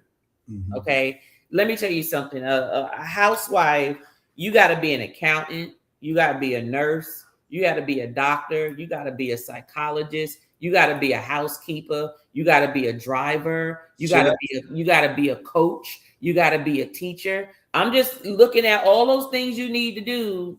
And this is a house with kids. I'm not just talking about Real Wild Housewives of Atlanta and ain't no kids at the goddamn house. That's just a kept woman. That ain't no housewife. That's a kept woman. But if there are things that need to occur, and usually, even if a couple does not have children, usually there's a business being ran, right? Or the wife is helping to support the husband in whatever endeavors he got going on. So she may be his assistant. She may be his, VP, or, I'm just, because there's different levels to stuff. She may be the one making sure that she's keeping the connections while they're going someplace. So then that way he got other connections to help the business grow, and things like that. So there's different ways to use people that you come forward. That's why I laugh when people talk about marriage is all about just love. No, it ain't. Because I tell folk in a minute, I love, but love don't pay no bills. Love don't keep no roof over your head. Love don't do none of that. Now I can get that stuff on my own, but if I could get it on my own, what I need you for? You got to be able to do it too. I'm not talking. Why even bother? Marriage was coming together of allies to make the kingdom bigger. Mm-hmm. Okay, if I didn't have an army and I'm sitting here like a sitting duck to my enemy because they can come in and take all my crops and everything, guess what I'm gonna do?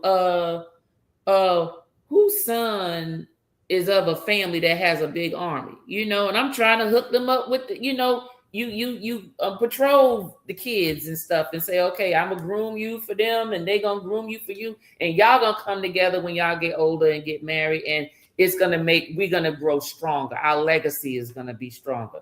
Now, that's very graphic. That's the way it used to be. But the problem is you get too many people running down the altar just because they got butterflies in their stomach. And it's fine if you happen to love the person. They want 50-50. That's why they running down the altar. Well, see, part of the house. You're right, Timmy. Part of the problem is we need to take some of these numbers out. All this 50-50 is 4 numbers, 50-50. When it's really only one number, when it's a relationship, it's 1. 100%. Right. You become 1. That's the only number we need to worry about is 1. We don't need to worry about 50-50 and all these other numbers.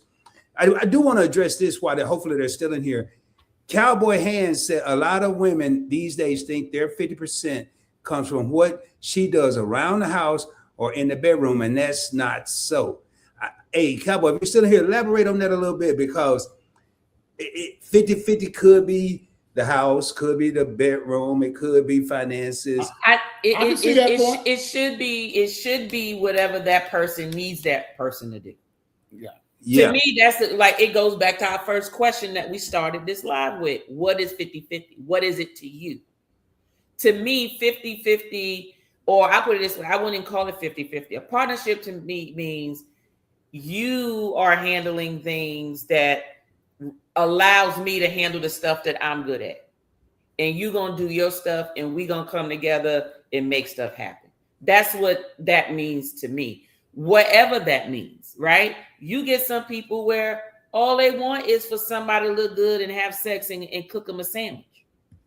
And they fine with that, and they'll give them the world because that's what they want. That's what's important to them. And then you get some that say, you know what? I need somebody with a good head on their shoulders. I want to be able to laugh with the person. I want to be able to have a good a conversation with the person instead of just nothing, then that's what their fit to their puzzle is. And then somebody else may say, I need someone who's well connected. I need someone because I'm trying to grow my business. I need somebody over here who can play politics. And who do this person know? She or he? Who do they know that we can join together and then we can go ahead and feed into this business even more? So I need someone well connected. Not once. I mean, look at all those different variations. And then somebody might say, well, I want someone who's a good mother, who's going to take care of the kids and make sure that our kids want or get love, because maybe that's something that they were missing growing up, right? And maybe that's all they want to do. They want a woman to have a bunch of kids for them and raise a big family and do all of that. So, well, see, I like to talk. So I'm gonna go with the second one. Somebody that can laugh, can conversate. I mean, I tell people that I meet, sex can last 2 minutes, 2 hours, all night long. But if I can't talk to you when it's over, I don't need you. I just straight up, I don't need you. I can turn on the TV. I can do something. I can chat GBT or something all day long. But I need to have a conversation. I need to laugh. And right here, this is a good one. What about who decides when it comes to moving in your parents as they age and can't live on their own anymore? That's almost a whole topic right there, because but let me tell you something. That also goes to when you choose your mate. Mm-hmm. What relationship does you or your mate have with your parents? What is the likelihood of, if that ever was to happen, is your spouse the type to be like, my parent is not going into a home or assistant living, they got to come here?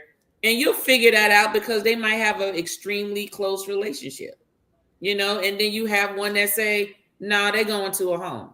I can't deal. You understand what I'm saying? So sometimes those are the things that people don't think about in their younger days. They don't. I guarantee you. They thinking about today. And it's like, you got to be thinking about how your kids are going to be raised. Are they going to be raised in a certain type of religion or not? Are they, are y'all going to agree on certain beliefs? Are y'all going to agree on the type of discipline? Are you going to agree on how many kids? Are you going to agree on, okay, if I do have these babies, can I go to work and they go to daycare? Or is he going to be like, no, you need to stay home because I don't want my kids in daycare? Like, no one has these conversations because everyone's afraid of, oh, if I start talking about that and asking those type of questions, I'm going to chase him away. That means he wasn't for you. That means she wasn't for you either. Keep it moving. You said it earlier, Tanya, as we mature, we start thinking different. I know if you'd asked me, what am I going to do with when I would say 25, 22, and you asked me what I'm going to do with my parents when they get old, I don't know. I don't worry about that when I get old. If you asked me at 16 or 18, I would have been able to tell anybody what was going to happen to my parents. See, that's what it was going into a home. So it's like that down. It's like that's still the answer. But like, anyway. That one's a tough one. I'm not going to stay on that one because that one's a tough one. And that one, to me, it goes beyond 50-50. Depends on your relationship with your parents. Yeah. I believe that's the old way of thinking. Now, don't give me, we already read that. Yeah, you already read that one. I went up too far. I was looking at something here. The issue is people have issues setting expectations. Don't pretend you're okay with shit, then get mad later. Amen. Set expectation for each, then decide if you're okay with it. Plan the work, then work the plan. And that's a good point, Juan, because a lot of times we know what our expectations are, but we don't want to ruin the moment. I got to do it right now. Got to handle it right now. I worry about that expectation later on. And then it becomes someone you like, someone you may grow to love. And then y'all still hadn't discussed this expectation. Then there's a problem.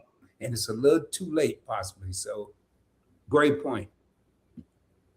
Cowboy says, if you want to say 50-50, and we discussed this already, Cowboy, but we're going to re-hit it real quick. I probably let Tanya, because I need to run to the restroom real quick.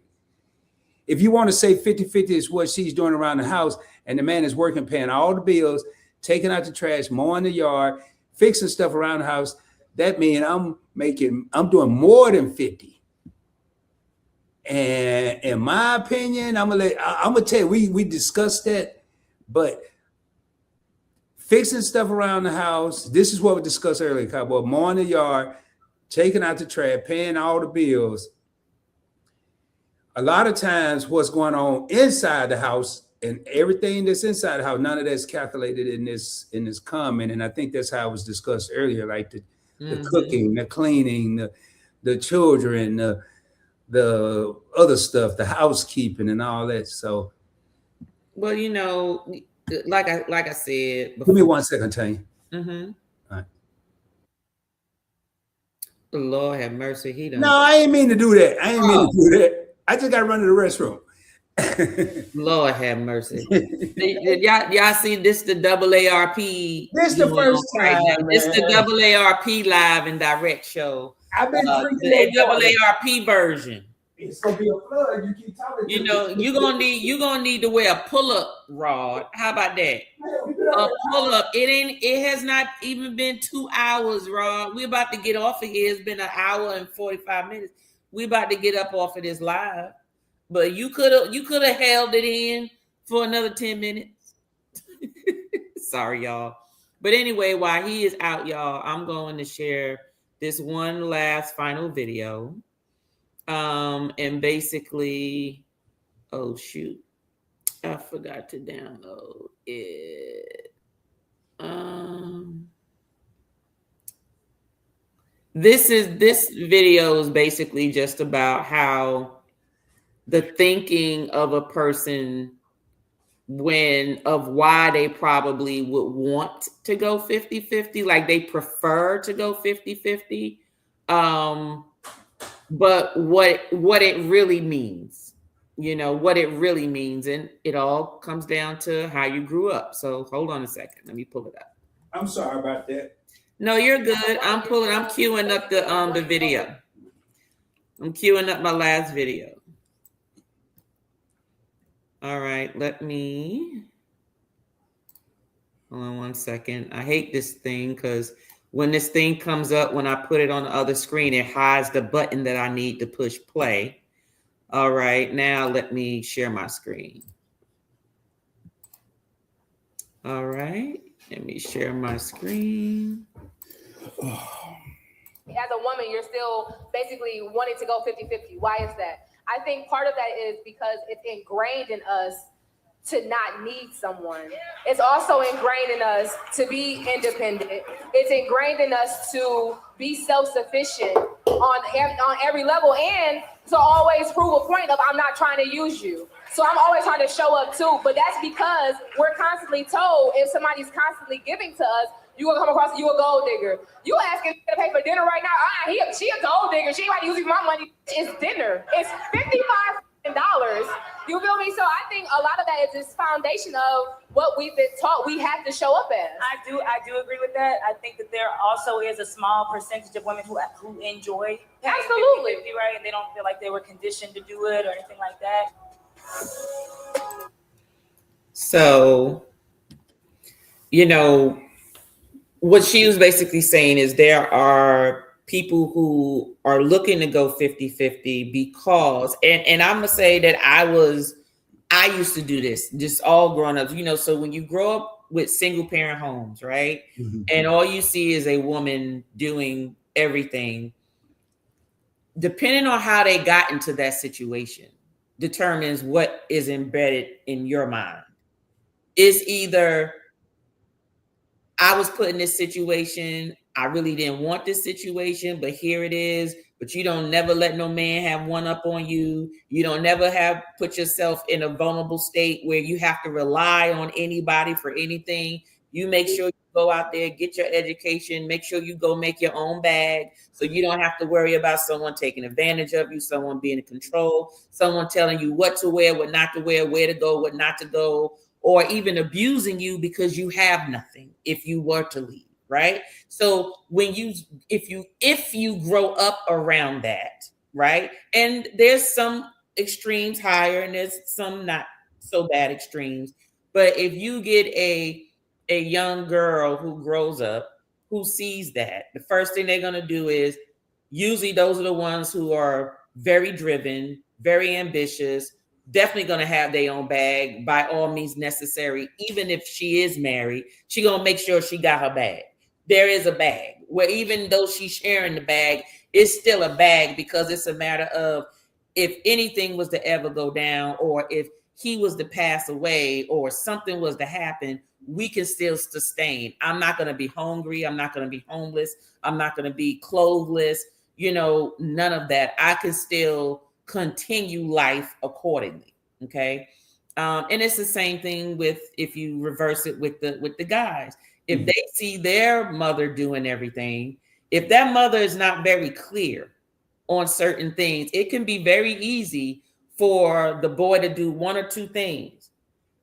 This is how it's supposed to be, and I'm going to expect my woman to do just as much as my mama did. My mama was single. She did it on her own. She was able to go to work and bring home the money and clean the house and cook my food and do the laundry and make sure everything got done, except she might call Uncle Leroy to come over and cut the lawn every now and again or whatever. My mama did it. Why you couldn't do it? Or they can grow up like Timmy and say, that's not what I want my mama to do. I wouldn't want, not my mama, my wife to be. I want to make sure that my wife doesn't have to work until her hands are sore, or have to work 2 or 3 jobs just to make ends meet or whatever. I would never want that to be for my wife or whatever. So he'll put his wife in a safe place, right? So what you so animated. Anyway, beast mode. Those are just some of the things there. Yes, there's a lot of what ifs. Nichols. But a child can go either way, but there has to be some education from the parent, so the child doesn't think like, this is what I saw, so this must be what it is. You got to make sure you put clear expectations with your child and let them know the situation and how things could or could not be, and that they need to choose accordingly, and not to let their current situation be their whole life situation. So, and that's a good point y'all bring up, because a lot of times I've heard even my parents say, I don't want you to grow up like me. I want you to have better than me. I want you to do better than me, have more than me. But then how many times do the child say, I want my wife to not do what my mother did, or the wife just, I don't want my husband to go through what my father did. I haven't heard that as much. I've heard it. And it goes back, I went out to lunch not long ago, and the individual wanted to pay for their lunch because they decided to change the menu item to some more expensive. I'm like, first of all, I'm never going to go to lunch, dinner, or anywhere where I can't afford whatever's on the menu. I'm not setting myself up for that. Now, have there been times where I did it? Yeah. And it was an embarrassing, bad situation.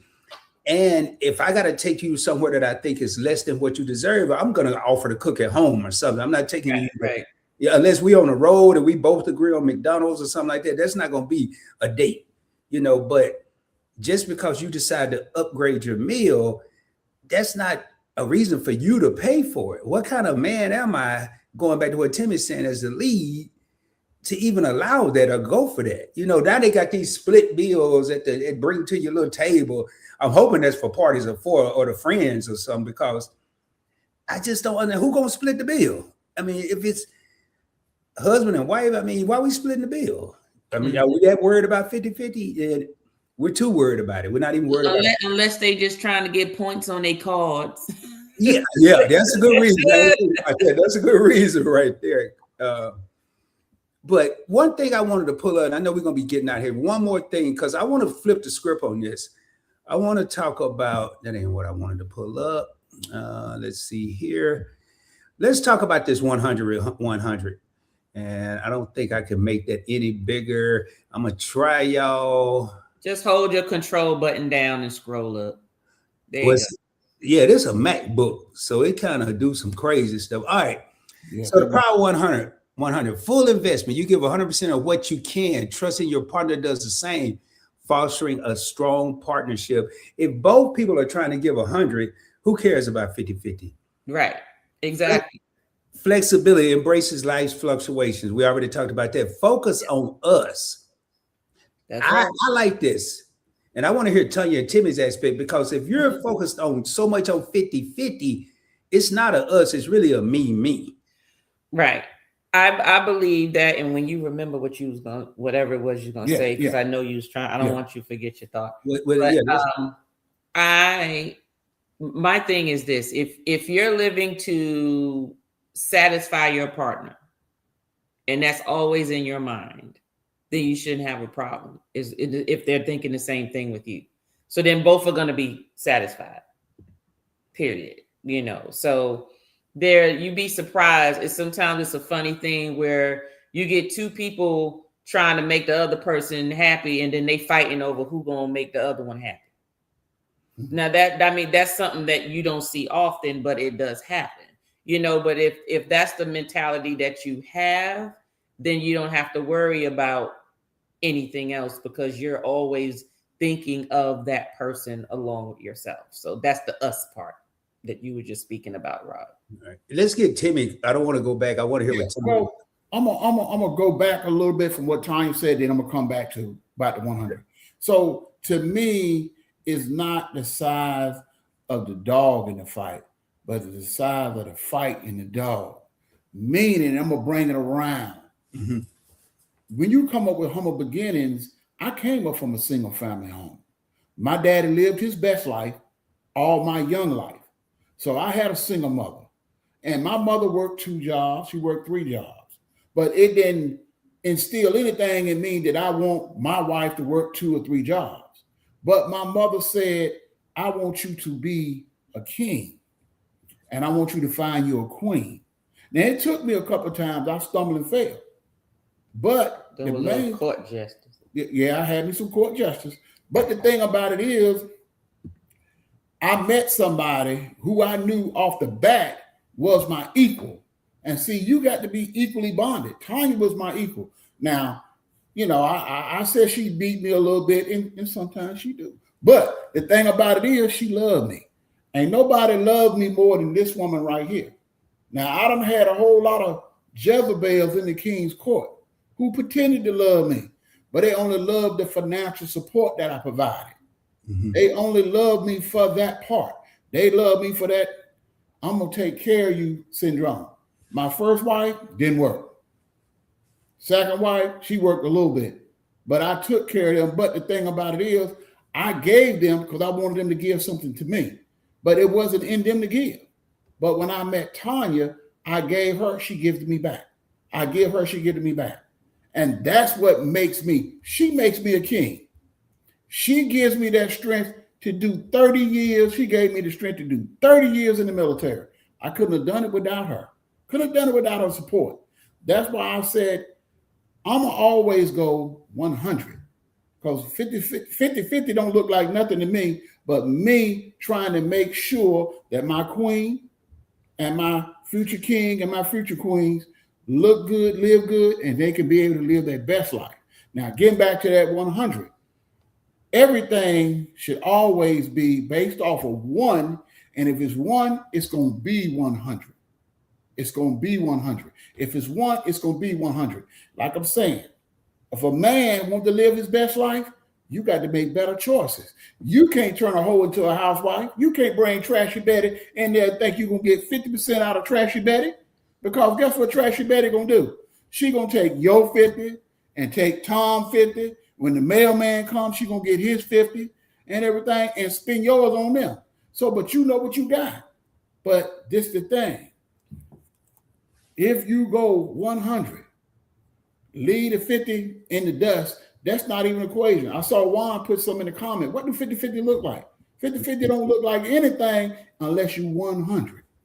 And that's where you get your rewards at.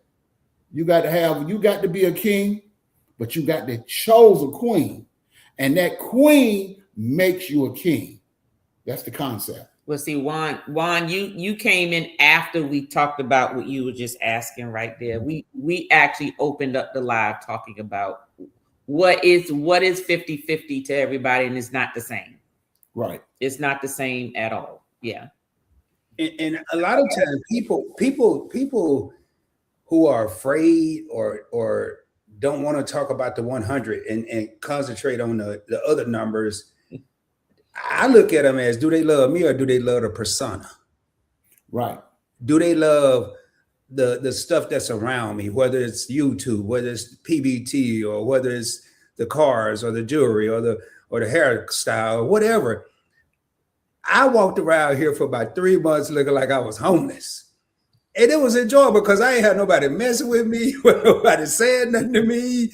It was a beautiful thing. But should I have to do that to find people? I'm not talking about women, to find people that are real. Okay, so I just, you know what? That's a pet peeve of mine. I don't believe that. I don't believe that. I do not believe that you need to present yourself like you have nothing to feel that you're going to find real people, because I'm going to tell you this.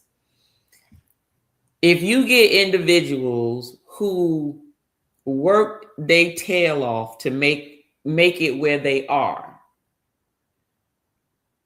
not out there looking for trash. No. And I'm just going to tell you, if you look like, I don't care what nobody says. They be like, well, you can't judge a book by its cover. Bullshit. Yeah, you're right. It may not be true in all cases. But the thing is, how you present yourself to the world is how you think about yourself, or how lazy you are. That's just my thought. I look at it as laziness. It's just lazy. I cannot stand. I can't stand this. And y'all already know how I feel about the bonnets and stuff out in the open. I'm not talking about you got your bonnet on your head because you going to the hairdresser and you had to run in the beauty supply store. No, I'm talking about you got a whole outfit on to match your bonnet and some freaking slippers because this is your outfit for the day.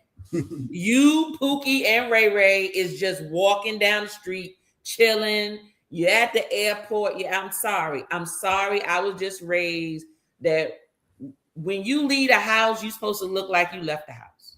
No one's saying you got to be dolled up, makeup, and all this type of stuff. But you know what? Slick your hair back if it's short.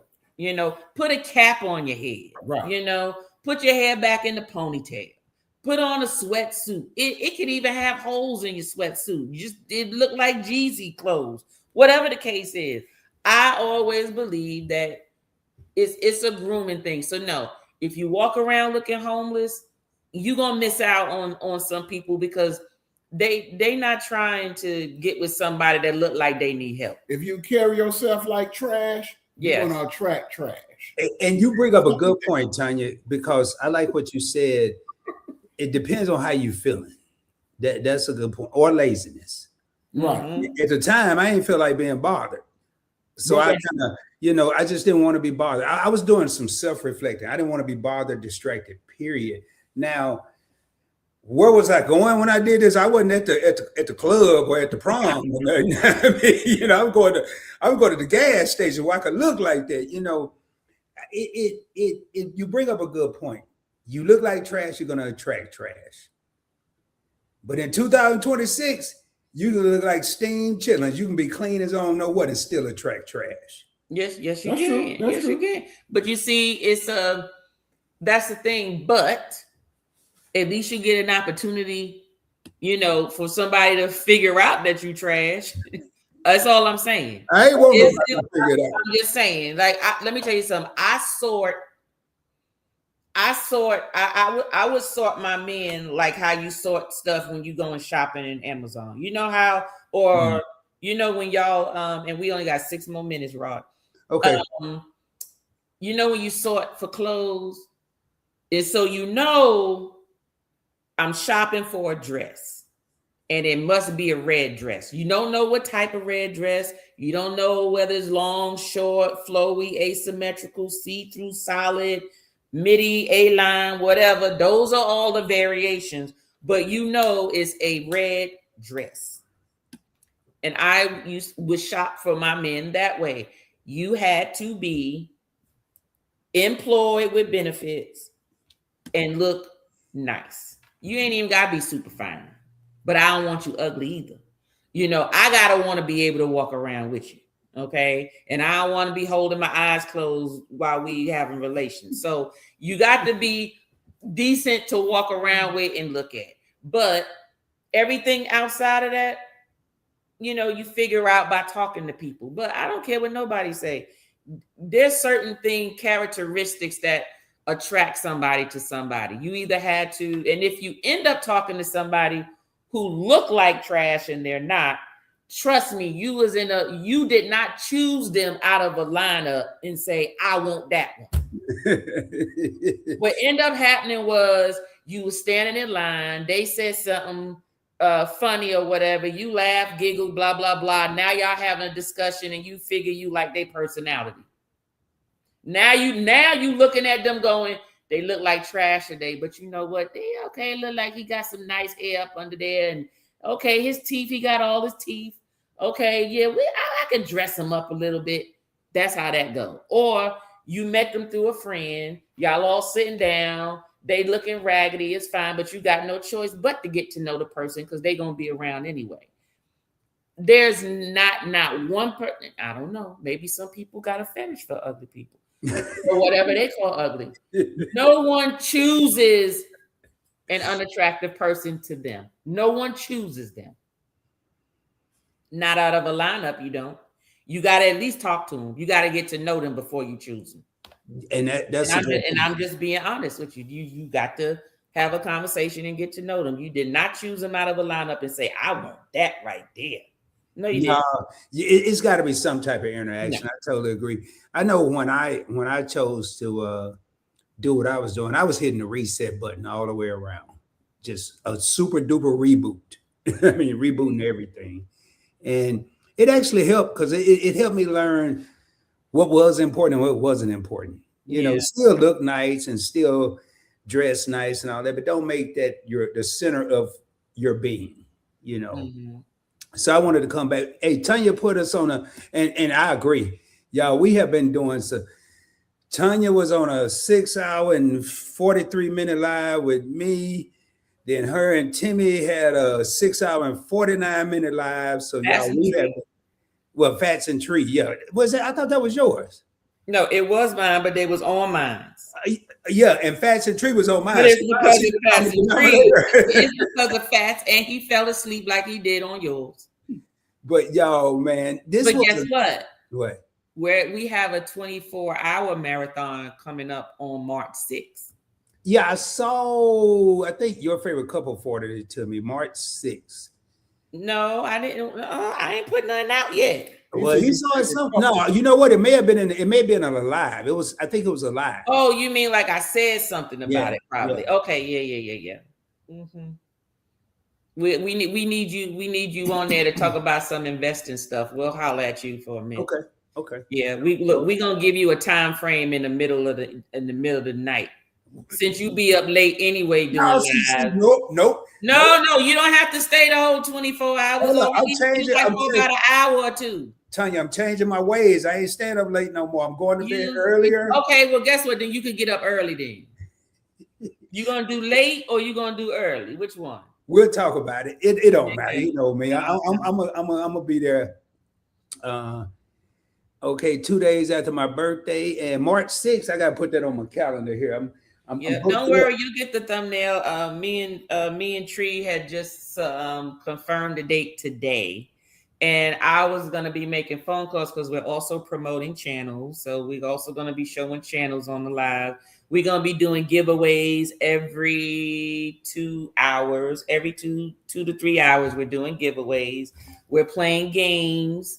And we're also, providing information and also playing videos from some of those channels that we're promoting. So, and then people can come and join and, if they do plan to join the live, they just have to let us know in advance because those will be the only people getting the link are the people who we know is coming up. Well, you can count me in for that. Now look, you think Rob gonna show up? Yeah, I'm gonna show up, man. I ain't gonna tell you. I'm gonna show up. I ain't say how long I'm gonna be there. I'm gonna give you the 5 a.m. You want the 5 a.m. slot or you want the 2 a.m. slot? Neither. 5 a.m. to what time? No, I ain't getting up. No. We're not keeping everybody up there the whole entire time. Now, there's some people that can come and hang with us until they can't no more and then drop off. That's fine, but we will have an itinerary basically. It won't be joking like the last. It'll be okay, good. And speaking of which, y'all, I am, and we're going to talk with Tanya before I say that. Did you have anything else with your channels that's going on? Or no, tomorrow's Spirit Scrutiny. Oh crap. I forgot to record it. Oh, we're going to have to do that right after this live. Uh-oh. Tomorrow's recording. I only need you for 15 minutes. We tasted some, no, tomorrow Tuesday. Never mind. Tomorrow's Tuesday libations, 8:00. We're having cocktails. I haven't decided yet. I'm just being honest with you. I did not decide on which cocktails it was going to be. But I do know that they will be vodka cocktails tomorrow. And Wednesday, I do have Spirit Scrutiny. We will be tasting 3 wines. Juan, when you, darn it, Juan, I need you to come over here so we go on and get drunk and knock out a couple of videos real quick. Wednesday, we're tasting 3 different sweet wines. I'm not really a sweet wine person, but I have to cater to the sweet wine viewers. That's on Wednesday. And then, of course, if you're a member, then there's other videos and stuff that'll be coming up over the weekend. And that's it. My members tasting is the last Saturday of this month. So, and of course, the Meet and I Awards are this Saturday coming up. Go ahead, put your YouTube on starting from 6:30 till about 12 midnight. So just go ahead and have that up there. Look at the Meet and I Awards. They put a lot of work into presenting these awards as well as recognizing those out here in these YouTube streets. Make sure you tune in. If you haven't already, go on over to Meet and I and subscribe so you can get the notifications. Subscription does not mean you pay anything. You just hit the button so you can get the notifications, and make sure that bell is fully white with the little shaking look on it so you know that you'll get the notification. So, all right. Oh, and Bugley said, I'm drinking a strong wine now called Los Vacos. Oh, what kind of grape is Los Vacos? Vodka. Sound like a no, that she said, and Bugley said it's a wine. What kind of grape is it? If it's Los Vacos, what is it? Is it like a Chianti or something? Let me know. All right, real quick, so I don't. It's he says 14%. It says 14% alcohol, and one of the things that it's a cab. Okay. I'm making sure. Tanya just 2020. It is not a Cabernet Sauvignon. Be quiet. And Butler, is that a Cabernet Sauvignon or a Cabernet Franc? But go ahead, Rod. What'd you say? He say MD 2020. Ain't nobody. So, matter of fact, I'm gonna do a segment on that too. We're about to go taste all the old school liquors. We're gonna go around corner to the gas station and pick up a couple of bottles. Well, if you find some St. Ives, man, I'm gonna salute you. St. Ives. Yeah, that's my liquor. Oh my gosh. Yeah, St. Ives. I was in Cali when all that came out. English, St. Ives. My mom used to drink Mickey's, man, the ones with the little bumblebee or the hornet or whatever it had on it. Whatever that. Oh yeah, we gonna pick up those. Juan, that's what we gonna be drinking those too, bro. Just gonna let you know. It won't be this Saturday. I can't be drunk on Saturday because I got a little cute. Going to the Mecca for the Meet and I Awards, but we're gonna do it sometime the following week. That following week, we're gonna do it that week. Let's plan for that time. All right, y'all, and I'm gonna talk quick So, because I know we're trying to get out of here. Piggybacking what Tanya said on the Meeting Eye Awards, 7 o'clock Eastern, 6 o'clock Central. Tanya and I are nominated for numerous awards, and we're actually going against each other in a couple categories. So I know if I don't win and she wins, it's well deserved. We're also up for Best Collab Series. That's how I'm going to introduce this from now. Meeting Eye Award nominee, unless we win. Nominated. And Edward Meat did put a lot of time and effort into this. I've been in, when I say involved, I've been around since 2021 Meeting Eye Awards, and each year it's gotten bigger and bigger. So definitely support them. Speaking of supporting, I did an interview last Friday with House of X. I said some stuff I've never said in an interview or in any of my lives. I try to do that when people interview me. Also, a lot of boulders in there. I dropped a lot of nuggets in there. And I'm going to be putting together a team. And you're going to have to probably DM me. If you want to be part of a PBE team, and I ain't talking about doing nothing crazy, it's going to be something legitimate, then just DM me and I'll give you the details. I do not want to talk about it on here. I'll just give you what the gist is. This channel, I've been summoned by, and I really do have a production team to have this channel where it needs to be by February 5th. I'm not going to say that's going to happen, but for it to even come close to happening, I'm going to put together a team. So I'll just DM me if you're interested, and I'll probably talk more about that now. Thank you, and congratulations to you both. Also, YouTube Journeys. I'm doing a new series on this channel. I've decided to go ahead and make it a series where I want new content creators and I want some used content. Kind of what Tanya, not what she's doing on the 24 hour. It's going to be different. But I need to identify who's going to be on beforehand. I don't really want a bunch of people just popping up. Maybe the new people can pop up, but the seasoned people, I kind of want to have those identified going forward. And if anybody's interested, DM me, Points Blank Travel, Points Blank Experience, Investing with Rod, Points Blank Network. You can probably just send it to Johnny. I probably would get that one too. I don't know. So with that being said, we got to get out of here, man. Thank y'all for all the support with Event Yours, TNT Connect, all of the Points Blank Network channels. Thank y'all so much. Would there be a Timmy, a Tanya, and a Rod without YouTube? Yes. Would there be a Points Blank anything or Event Yours without y'all? No. It's all about the people. So we really thank y'all from the bottom of our hearts. So without that, when anything else, Tanya, Timmy? Thanks for having me as a special guest. I would like to come back sometime with some hot topics again whenever y'all get some. I love it. Well, I got to come up with them in February. If you got something on your mind, Timmy, we can cheat. Don't you get about it. No. I got a couple of things, Rob, that I got a couple of good topics that we can put out there, man. I got a couple of them because we was tripping over them tonight. You know, we was tripping over tonight, but we'll talk about it. Look at Fats coming in. Fats, we ain't messing with you. Oh no, we ain't messing with Fats. Good night. Good night, Fats. We ending this live. Yeah, Fats, we ain't doing nothing else, y'all. But hey, thank y'all for being here. You got anything else, Tanya? Nope, that is it. Thank you all for being here. Anybody that Rod missed in the comments, you know he don't read the comments like I read the comments. Hey Tish, hey Juan, Lisa J Stocks, M Buglet. I pulled all them up. You ain't pull everybody. House of X, Cowboy, Nickel, about that Wiley. Let me see who else. Who you missed? BT Cruiser, full of I've been saying Big Murph, BT Cruiser, Edna. Okay, YOLO. Okay. If y'all want to see Tanya smoke on the comments, go back to her live Saturday. Boy, she was killing it. She was just as far behind as I was. I was. So, hey, y'all, we come here, and like I said, the last thing I want to say, man, there's a lot going on in the world right now. We just want to have fun, discuss real world topics, but we are going to be fun. We're going to be animated. We just want to laugh. And sometimes we need to be a little serious. And this was one of those things that we had to be a little more serious than normal. Don't hold it against us. We're just being real. With that being said, we out of here, y'all.